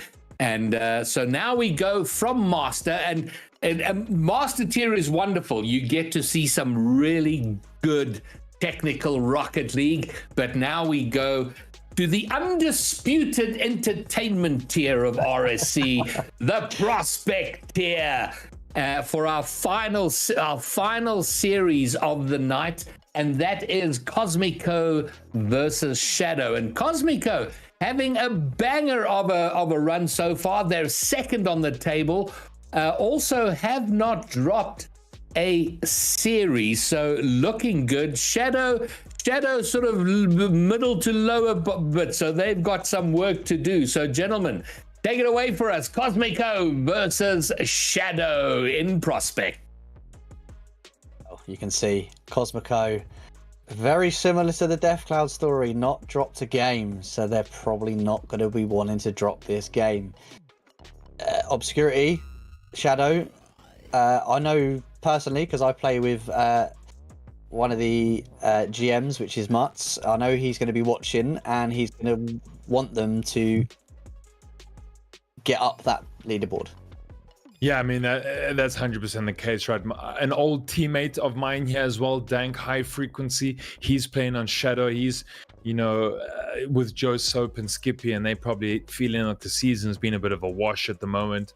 7th, they're losing, they're drawing. They've only won the last game, which was last weekend, compared to Cosmico, which, as you said, have just had back-to-back victories. And yeah, Shadow need to come out with a win tonight. It is a must. They cannot lose, or else the season, it's probably going to be over for them. I know you mentioned here in the Masters series, kind of when we're at game week 5 now, there are a few games left, but also like we're already kind of past it. We're past that halfway mark, Dank, and so kind of our Obscurity have to come in big yet tonight. So I trust Frequency, right? He's my boy. We won on Jokers last season. I hope he's going to be able to do it tonight, but Cosmico probably don't start losing today, though. That's one person I'm now going to look out for then this series. We see if he can get to the high frequency. But again, we are looking at prospect gameplay. Nearly putting it on the net already.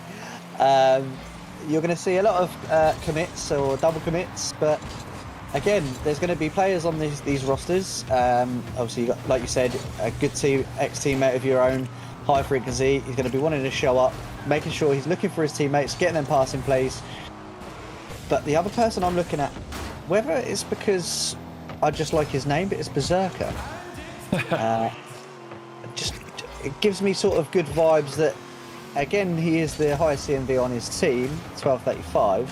So is he going to show up for the Cosmico roster? He must have done in the past, because that's why they've not lost a series yet. But is this game going to be any different? Yeah, we're going to have to see if that is the case. Right? And of course, they've got Bruv as well. I think Bruv's coming in as one of the GMs or the AGMs as well. So, really kind of everyone getting stuck in as you do in the RSC. Of course, community-based Rocket League at its finest. And so Bruv, talking about it, make the decent pass out to Berserker, and Berserker just gets it onto the crossbar, and Cat Lover almost able to make that one. Am I right in saying that's Bruv as in that's featured on SSA on the podcast? Maybe, I'm not sure.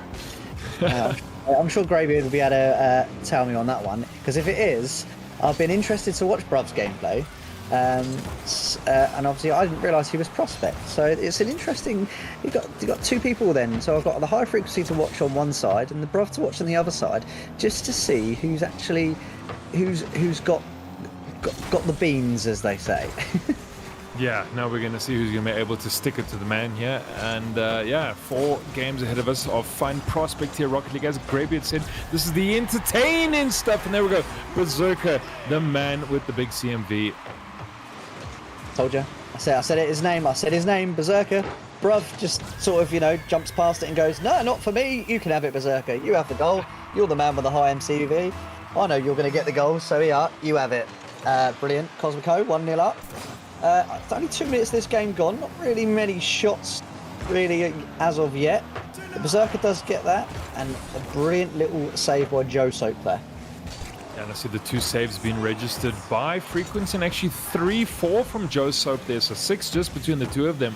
All that kind of pressure being laid down by Cosmico and Shadow Obscurity. Want to get out of their own defensive third. Yeah, they want to be able to, okay, Frequency off of that crossbar and backboard.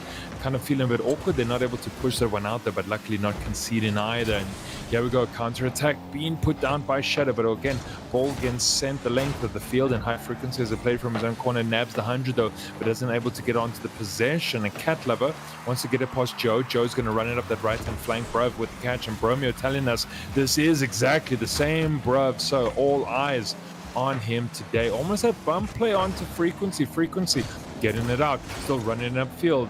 Not the best touch into the infield, and Skippy going to be able to catch that one. Cat Lover though, almost making it 2. I love prospect gameplay. You go from master, watching the best of the best within the league, to prospect, which is, like Greybeard said, the best of the best, because you don't know what's going to happen. You could have 15, 16 goals because 5 people have whiffed, or 5 people have missed the net completely. You don't know what way it's going to go, and then you do see people picking out flip resets when they have 1,000 CMV. You're like, hold on a minute, I can't even do a flip reset. So how is this person? And not only do you see it in the EU, you see it in SSA, you see it. It's just they must sit in free play practicing flip resets, and that one time where they want it to happen, it works. And Cat Lover will sink this one for 2-0. Exactly, I was going to say, it's definitely what's the mechanic that you practice a lot, and I guess because these players are all kind of like, Champ 1 upwards, they kind of messing around. They want to try to get a couple musty flicks if they can. It's not always going to be accurate and on point, but, 1 out of 10, they'll make that high shot that, gets the clip, gets onto social media, dank, and brings them the glory. So yeah, Cosmico at the moment, they've got this back-to-back wins. They're winning 2-0 right now in game number 1.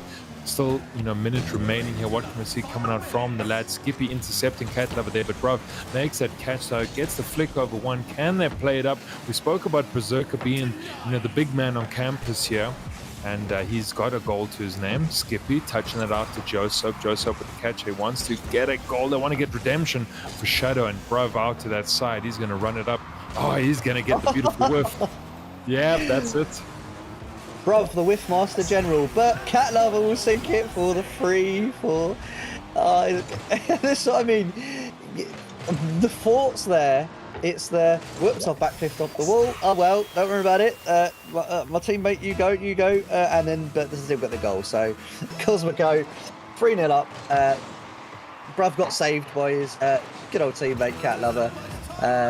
The good thing I did notice about Bruv, and I'll give him that, is he's using the Shodo decal, one of my favourite decals in the whole entire game. When we see his car next, oh Berserker, he's popped it in, 4-0. Oh, Muzz, I don't know what's going on. I'm dumbfounded. I mean, just, what a crack of a second touch coming up from Berserker, right? He's got 2 defenders in the net there. Obscurity not able to get those kind of lead feet up off the ground, and Berserker sinks it down, shows us exactly what 1200 is worth. And, Papito, I think he's in chat, though. He's, rooting for his team here. They're doing incredibly well. 4 to the good right now. A little bit of touch there infield. Oh, man, the big Skippy does it. Oh, Skippy. Skippy skipped his way into having a goal. It's going to be good for their goal difference, because really that's what you're playing for now in this match.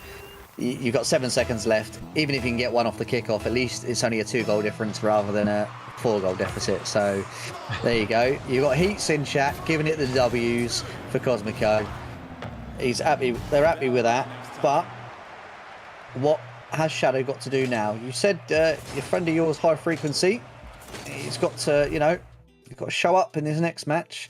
There don't seem to be many chances coming from the likes of Shadow. You see, there's only got 2 goals there, 2 shots there compared to the. Well, I can't even do the quick maths. 15 shots from Cosmico. So it's they're being shut down extremely hard. Yeah, no, 100% right. They've really been put to the sword right now. Joseph had to make those 4 saves as well there. And so the 2 Guardian or Savior medals coming out on Shadow.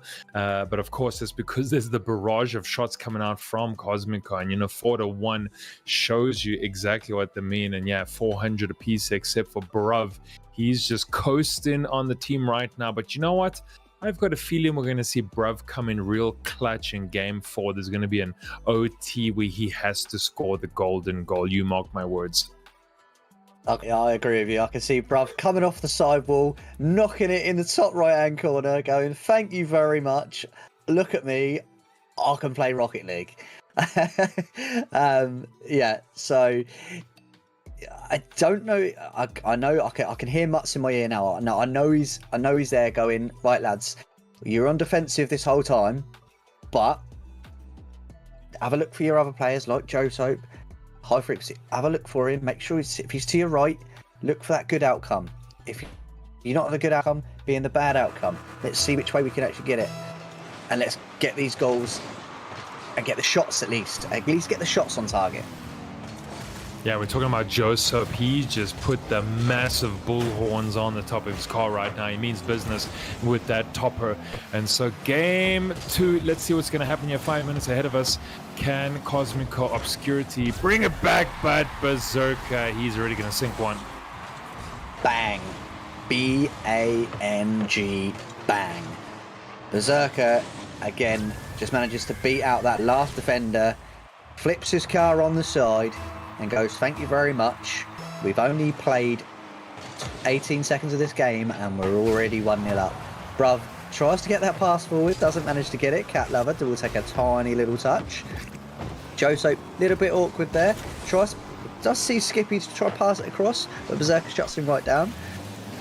Again, it's trying to get it out of their end, but I think it looks like they're panicking. Obviously, with that, with the Master Tier, the first game by Deathcloud, I said, was it because of the nerves? Was it because of the nerves White Rabbit Gaming lost that first game? Could this be the same scenario? Is it the nerves? Now they've got past that first game, are Shadow going to, get them shots on target? Managed to save that goal. High Frequency. Fair play. You've done very well there to save that off the crossbar and not have it go in the back of your own net. Yeah, and that starts about the 20 saves that are going to occur here for Shadow Obscurity in game number 2, as well as a fight tooth and nail to keep a Cosmico at bay. And Cat Lover and the team here running up that side, and Cat Lover looking for a bit more here. He's going to do it on 0 beans though, but maybe he's going to be able to get goal time here. Passes out to Bruv, though Bruv not able to grab a hand onto that one. Almost Berserker, man. If you found those top bins though, that would have been something. A bit of an awkward touch back there toward the Shadow goalpost, and Berserker holding onto this one. Still High Frequency has to get rid of it. Yeah, but Berserker, just the hungry lion that he is, just really kind of wanted to find a second here for Cosmico. Bruv going up to the heavens for this one, wants to bring it down here. Is he gonna have a second man underfoot though? Maybe Cat Lover looking for it. Bit of a soft shot though, looking for the second. Oh man, how doesn't that go? Oh. There it is. Finally. Berserker does manage to finish it. I thought Cat Lover, it's just ricocheted off the crossbar, off the post. It's unfortunate for Shadow that it's come off the post, because if it went off where they were clear, it was fine. Berserker just goes, "Nope, thank you very much. That's my goal again." I'm just looking at the stats for the last game that Shadow played. Skippy and Joe Soap were the goal scorers for their last game against White Rabbit Gaming. So it's not that they can't score, it's just they're being shut down. Cosmico just seem to be like, you know what, we're not going to give you any chances, we're not going to give you any time, we're not going to give you any possession, we're just going to take this ball away from you, and we're just going to keep taking it away. Yeah, right. Just that possession game, really holding onto the ball and not allowing kind of Shadow to get into the game and just smothering them at the moment. We see kind of these glimpses now and again where, you know, Skippy and Joseph can get a redirect and a touch on the ball and kind of send it goalward, but, you know, it's never kind of really anything that's too threatening and ominous for the Cosmico side. And you're 2-0 up right now as well, so things are looking darn good for you. And Catlev and Berserker, they linking up as well, they're finding each other. Catlev is sitting here with the 2 assists, 2 shots as well, and so you can see that linking just really working out for them at the moment. Your Frequency, is he going to be able to make himself a threat? It looks like Bruv's going to be able to catch into that one. Nice little follow-up from Catlev, right? So no one kind of getting caught with their pants down here on the Cosmico side. Well, I will say though, Cosmico can bleed. The reason I say that, again, looking for last week, they did go 3-1 against Rise, but it was the last game, so they'd already won the series. Did they play their sub? Because I'm assuming they're playing the main roster right now. Did they play their sub? But they can bleed. There is people on that team that, you know, they will whiff the ball every now and then, as we are in Prospect. With 1 minute 10 seconds left of this, we need a shot off from Shadow, which that was a good shot, just not enough power behind it. High Frequency does manage to get a good 50. Skippy touches it in the centre. Is anyone there to finish it off? No, and Bruv just gets a shot on net. High Frequency does manage to get back in time. We'll steal that full boost at the back and do a pirouette on the back wall.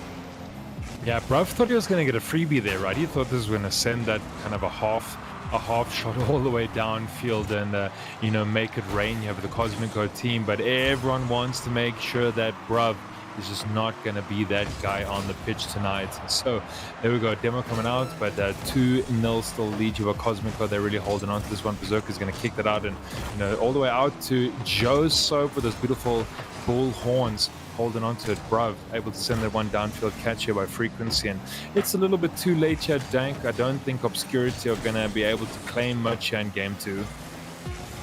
Game 10 seconds left. You need a goal right now to at least take this series, but unfortunately, it's going to be Game 2 to Cosmico.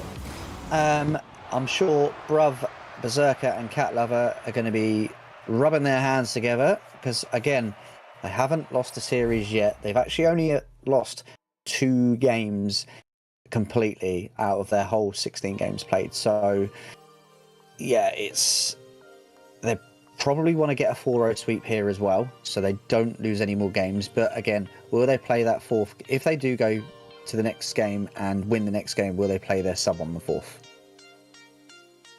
Yeah. And I think they should, right? Because of course you can't. I don't know if the rules are still the same. You can't qualify for your playoffs if your sub also hasn't played a mandatory number of games, right? And so that is correct, I think if Cosmic are having a stellar time here against Shadow, I think that sub needs to come on. It's one of those things where you don't want to get into the back end of the season and you haven't played your sub, but then you're not eligible to make it because you did not play a sub. It's wild rules, but at the same time, I kind of like it because it's about that team management and just making sure all players get on the field so that you can get through to the big stage and win the big bucks. And yeah, I think Cosmico could probably put a sub on right now, and I'd imagine that'd be okay. I know exactly what it feels like to be a sub because I am a sub. So yeah, I do have to play a certain amount of games. And again, if you've won 3 games out of the 4, yeah, I'd want to come on just to, you know, try and get that 4th game win. And not only try and get that 4th game win, to show, look, this is the reason why you actually picked me for your roster, because I can do the work, I can do the job. But Shadow do need to take this game because if they don't, it's going to be a whitewash for them, I think.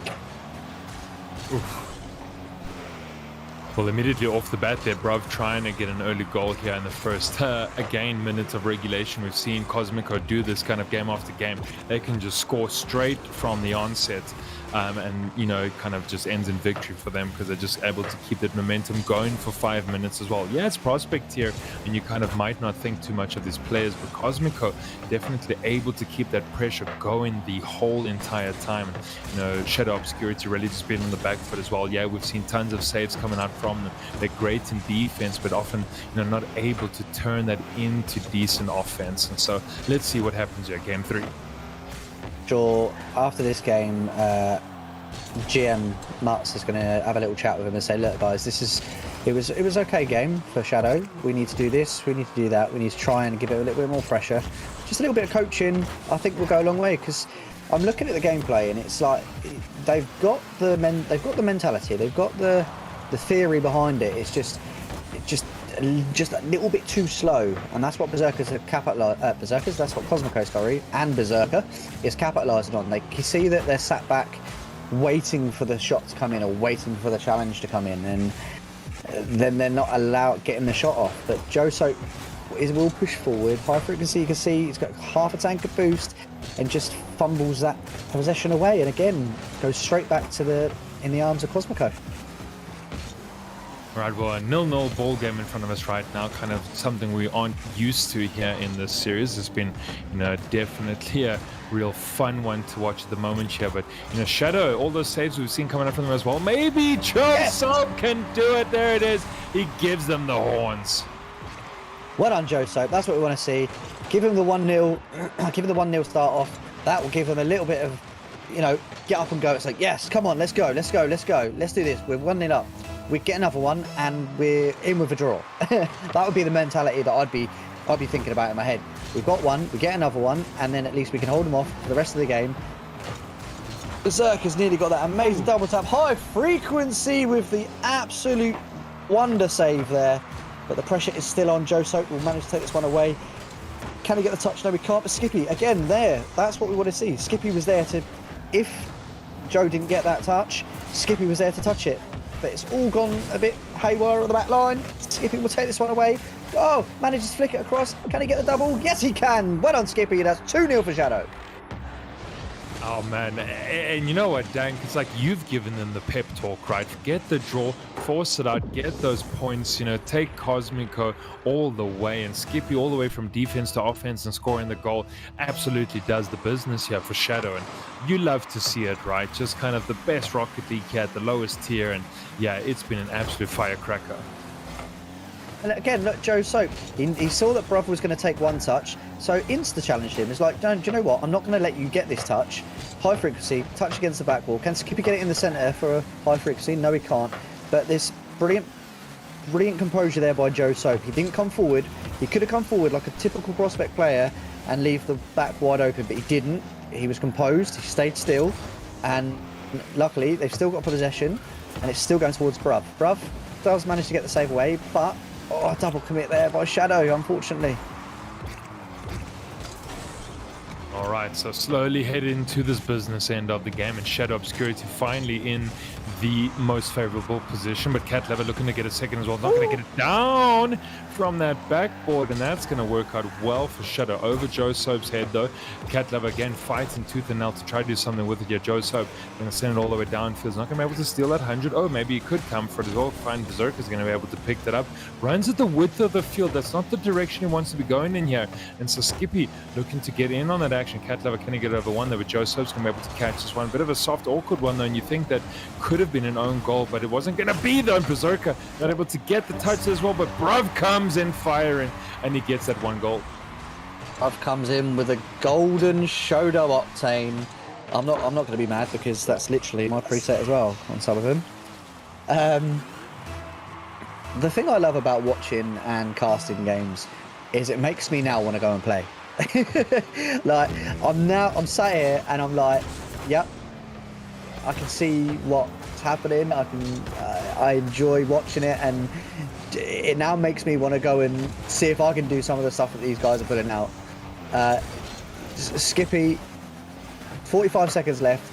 Joe Soap to Skippy. Skippy can't get there. He just left it right open. Berserker's finish it. No, he won't. The crossbar is the saviour. Well, it was until Cat Lovers just put it for 2-2. Oh man, I was looking at this miss. I was like, great, Cosmico they're not going to be able to take down Shadow right now. Cat Lover clears it up. And so, here we got 35 seconds remaining and we're 2 squared up. Shadow Obscurity, you do need this victory. You do need to not go to OT. We don't want to leave it down to chance and a golden goal. Here we go. Skippy maybe he's looking for the action. Can get the second. Oh, come on. Who's the next man coming in? Frequency. Where are you, Joe Soap? Come on, guys. You need to be able to get that third on the board here. So still potential OT territory. Cat Lover holding on his own here, trying to maybe get that goal for himself here as well there. But Skippy wants to clear the danger here. But Berserker looking to bring it round the bend. Frequency has to clear it though. And the clock ticking down in front of us. Bruv holding on to it. Berserker, last chance to really do damage here against the Shadow team, though I don't think it's going to happen. He wants to force the OT. He wants to potentially be the one that's going to get that golden goals. Ball still up here. Frequency looking for it, though. They're keeping it up. No, they're not. There it is. OT. For the content, ladies and gentlemen, I think it's our first overtime we've got today. I'm pretty sure. Maybe. And how long is it going to last for? That is the question. Are we going to get a long overtime? We're going to play another 5-minute worth of game, 10-minute worth of game, or is it going to be all over in a flick of a switch? That's what we're here for. That is why we like watching this game. That is why we're here to just enjoy the absolute calamity that is Prospect. Exactly, the absolute carnage and chaos that's about to ensue here on the field. Joe Soap, maybe he's going to be able to pull off the golden goal today. Here, get your predictions. Bang! That. Oh, Frequency, you could have been an absolute hero tonight. But anyway, the game continues here. 42 seconds and counting upward. Berserker holds on to this ball here. Frequency flying in. Maybe this is going to be a shot, though. Cat Lover has to keep it out. And Frequency looking to redeem himself, though. But not that time. Cat Lover, he's going to try to look the shot. He's not going to find the pass out. Joseph maybe sends a crack all the way downfield. Bruv, he pushes it out to the right. Catches it. Gets a bit of an awkward rebound onto the fall there because it's intercepted by Frequency. Touchdown. Everyone's finding a clash here in this Cosmico corner, and Cat Lover has to try clear it. Joseph's going to go for that one. Caught by Bruv. Frequency actually getting out. He's looking for the 100 there. Maybe he wants to try intercept Berserker there, but Skippy looks for that one. Maybe Skippy's going to be the man to do the business here. Oh, and again, the game continues. Honestly, if you could see my camera, you would have seen me celebrate about 4 times then. I was like, yes, no, yes, no. I could feel it coming, and it's just not there. High Frequency, I had 3 shots there, 4 shots, and it was just a Cosmico player was there every time.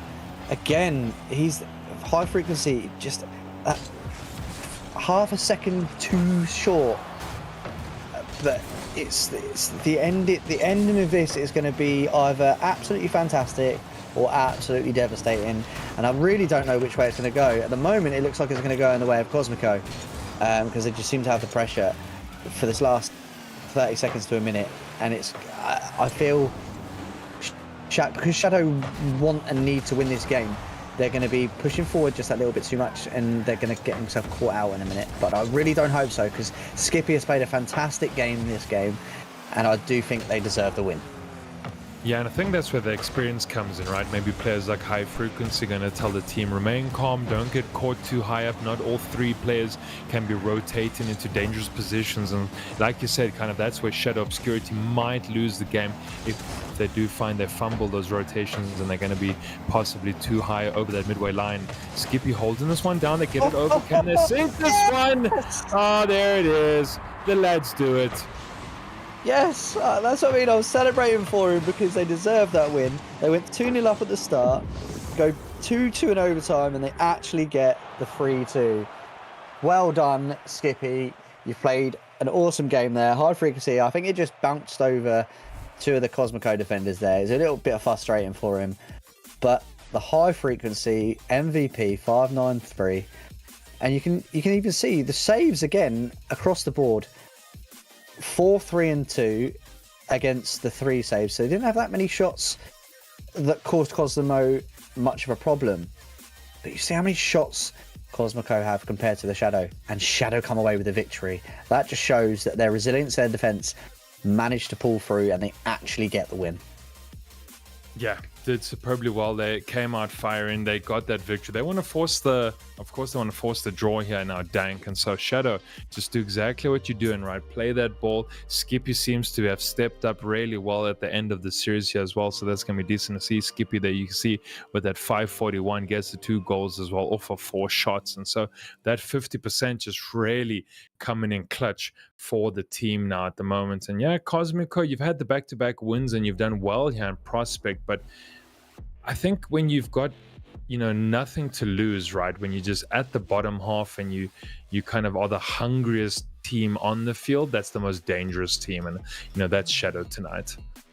You see that last part of that match, you could see they wanted it. You could see they were just going for it. They were like, do you know what? Who cares? We're still going to play our game. We're still going to play the rotations. We're still going to play properly. And if we just get that 1 goal, we know we can then take this to a draw. And I think that's the mentality they're going to have now. They're going to go like, do you know what? Let's not overcommit. Let's play our game. Because we know how to play. We just got unlucky that we didn't keep that 2-goal lead, but we managed to come away with a victory. And again, there, Skippy does manage to save that ball on the line. Brilliant boost control. Again, Shadow, hats off to you. You've managed to stay composed against this Cosmico side. And that's all it is, right? Just kind of keep your wits about you, keep, cool, calm, and collected. And Shadow Obscurity, they're doing that tonight. And so they're playing incredibly well. Yeah, Cat Lover beating out the whole team there in the middle of the field. He's going to run this ball all the way up here. Doesn't have anyone he can pass out to here. And so that kind of offense really just crumbles quickly for Cosmico. And Bravo also trying to do the same, trying to find an advantageous pass out there to a player. Maybe Frequency able on a quick counter attack. You can do it, though. Oh, right-hand post, though, keeping him out. Oh, that position there. I think if he had looked to his left, there was a Shadow player on the left-hand wing, and he just a little tap across, he would have had a goal instead of trying to go for it yourself. I think he was getting hounded, but that's the difference between. That's the difference between the Master and the Prospect here. They're looking for the goal every time, rather than looking for the easiest pass and then the goal. And that's just unfortunate. Is that off target? Yes, it's off target. Again, Shadow get away. Bruv tries to kick off the back forward. Berserker up in the air. And Skippy does pop it in the air. High frequency up. Can he get a double tap on the back wall? No, he can't, because he's getting challenged by Cat Lover instantaneously. Hot Skippy. Double tap. No, Berserker. And then the ball is just free. Free with no boost. Joe Soap. Bruv. Can't do it, but Berserker, of course, going to be that player that's always going to be able to come in clutch here, Dank, and be able to score those goals. You can see Berserker. You can see why he is the 1265 at CMV. Like, he's looking just that little bit ahead of the other teammates or the other defenders. He's saying, look, do you know what? If that does come to that situation, I can actually get the goal. I always say, if you're 90% certain you can get the Joe Soap. Skippy! There it is, 1-1. Sorry, interrupt what I was going to say, but I just wanted Joe Soap. Brilliant backball. Yeah, brilliant backball double to Skippy. Skippy gets the goal. All the Cosmico defenders didn't know what to do. But yeah, as I was saying, it's brilliant to see that Shadow are actually managing to do something with the ball now. And that OT scorer from Game 3 in Skippy gets one here for Shadow as well. So Skippy just stepping up to the plate here. We need to see what can Obscurity do in the remaining 2 minutes to be able to at least draw with Cosmico this evening. And Berserker, that experienced player, able to just come in as a strong second man and just kind of clinch those shots and goals and really just be a lot quicker and faster than the Shadow team. And Brav trying to get it off this poster as well. Joe not going to be able to get a catch. It does have Skippy behind him though, but already Cat Lover beating him to the pinch on that wall. A nice catch there by Frequency. Gets over Brav. Can he get past one? He's going to drive it up though. Nice kind of a pressure being laid down by Frequency. Joseph though almost sinking the one. Does have Skippy behind him. Berserker getting over Frequency's head though. Catch by Brav though. Brav not able to kind of get any, dinks and dongs toward that goal of Shadow. And Cat Lover is going going to go straight to frequency. Frequency, nice little back and forth, the old ping pong table tennis match in front of us. The ball, right? That's what we're playing now because they both want this goal. Obviously, Cosmico want the win, Shadow want the draw. So it's going to be I think it's going to be a highly defensive game, and the crossbar will save them. The crossbar will save them again. Shadow gets away with it. 1 minute 10 seconds left on this clock. Will we see the second overtime today? Bruv! Oh, Skippy with a fantastic wonder save. High frequency 0 boost. Joe Soap 0 boost. Skippy 0 boost. They've not got a single boost meter between them.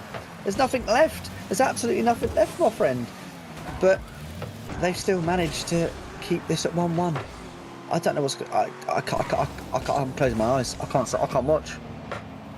Imagine you missed frequency scoring there. That would have been beautiful, but he doesn't, so it's fine nonetheless. And, maybe we go to the second OT already of this series. There's only going to be 30 seconds of, airtime between both his teams. Bruv, they want to try and get that play all the way back into the red half, but it's not going to happen. Skippy bringing it down. Bruv has to make it clear the frequency waiting to attack and pounce onto the ball. And Skippy on the right-hand side is going to try to look at it, but Berserker gets a nice little donk goalwards.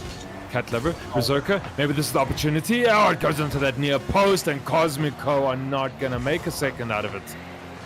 3 seconds left. Are they going to keep it up in the air, or are we going to see an overtime? Cat Lover, Berserker, puts it straight down on the floor. This is the golden goal. You did talk about it earlier in the match. Is Bruv going to come through and score that golden goal like you said? Or goodness, please. Joe Soap, Skippy, or your mate High Frequency, is he going to get the draw for Shadow? That is the question. Skippy just doesn't manage to touch it. High Frequency, save your medal, gets the save for his Shadow team to not take this one in Cosmico's way. Joe Soap, touch to the middle. High Frequency, touch back to Joe Soap. Joe Soap, shot on net. It's just wide. Skippy, touch against the sideball. Can he get another touch? No, he can't. Berserkers, that's just on net. I think that's it. It's game over. Oh my, what a save. And it, an absolute wonder save by Joe Soap there. Just didn't get enough flick up in the air, so Cat Lover comes in and crushes Shadow's dream 3-1. Can I tell you, Bruv almost scored that goal? Almost. I mean, there's no way. I completely just randomly said that was going to occur, and bloody Cat Lover had to be behind that one to get the last touch. But Joe Soap, man, that was a stellar save, right? And I know we're going to look at stats at the end of the season, and someone's going to get a golden boot and a golden glove and all this stuff. But Joe Soap, that was a cool save. It come from inside the net, if I'm not mistaken. Come from inside the net, managed to tap it up into the air, and it just needed that extra bit of dink to get it just away. Oh yeah. And Cat Lover was already up, ready. He was anticipating the fact that it was going to drop like that, and it did. And yeah, Cosmico win 3-1. Unfortunate for Shadow. They could have leveled it up. They could have got the draw, which would have been really, really good for them. But Cosmico, it's very interesting what happens with the league now, because after 20 games played, 5 series, Cosmico are now bang on 17 games won, along with Monarch Jokers. So they are just like Masters. The down in Prospect, the top 2 are arms, legs, and neck. They are right next to each other, and unfortunate though, Muzz. I mean, the Shadow had the opportunity. Second overtime, they could have taken it in overtime, but they lose to the golden goal. Yeah, I mean, it was just close, right? Lots of kind of different opportunities been strung together. We saw Joe Soap, Skippy bring it back. That did well. Went to 2 back-to-back OTs, Greybeard. And yeah, Cosmico, I mean, they're showing us why they're so dominant in the prospect here. They did not want to lose to a 7th place team tonight. And yeah, 3-1, that says it all. We're a bit low on results here, Dank. So we don't know what's happened with all the other games, because with that 1 game win, it does put Shadow Obscurity on 8 wins, which on the table right now, as it stands, would put them they would jump from 7th to Third. fourth place. Yeah. To fourth place, but there's a lot of results, so I don't even want to call that provisionally. I mean, that's tight. True. But I guess one win is better than no wins at all. But they've got to be disappointed with not at least getting the draw in that game 4 overtime.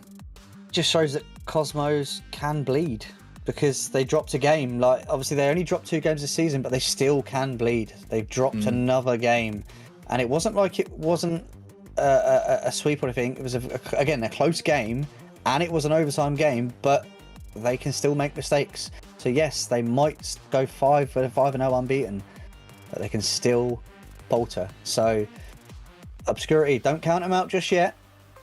They still got the mentality.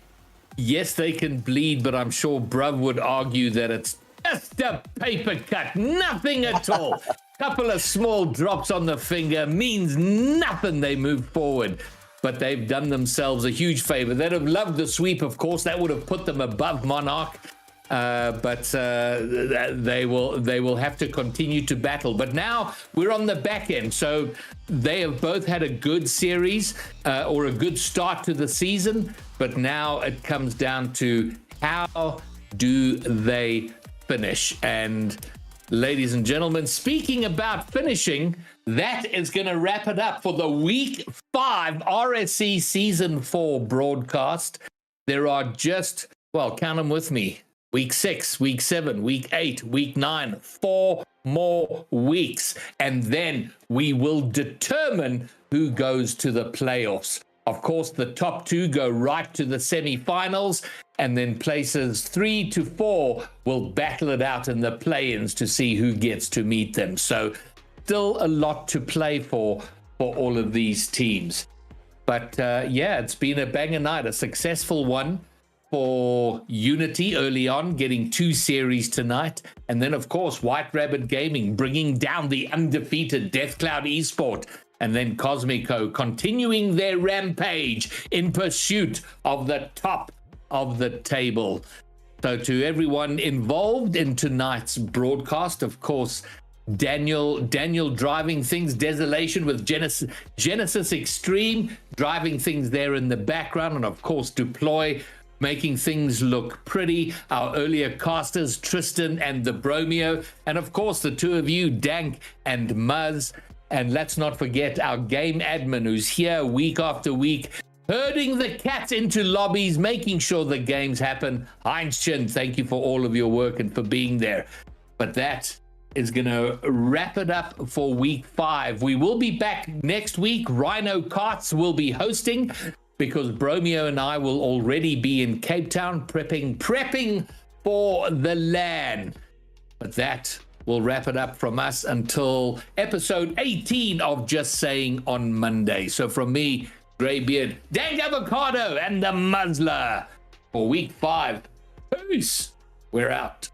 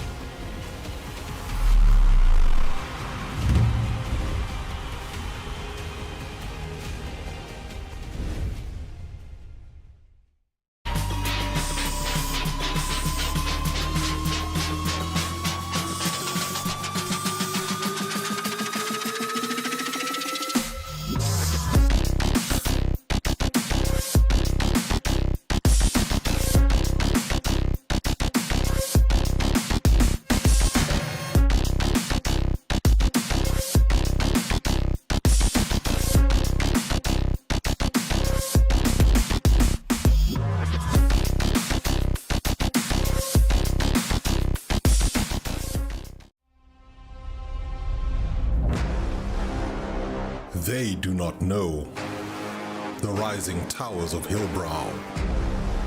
They do not know the sprawling suburbs of the north. They do not know the sweet sounds of isiXhosa, Afrikaans, Sesotho. They do not know our ways. They do not know our people. They do not know us. We are not waiting for permission. We are not asking to be seen. We are our own region.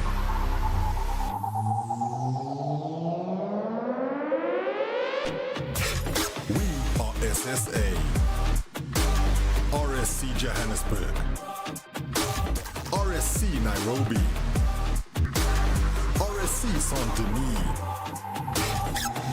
This is not just a league, it is a movement. 4 seasons deep, and we are only just beginning. We train on 200 ping. We grind through blackout. We fight through silence. And we win anyway. This is Sub-Saharan Africa. This is our fight. This is Season 4.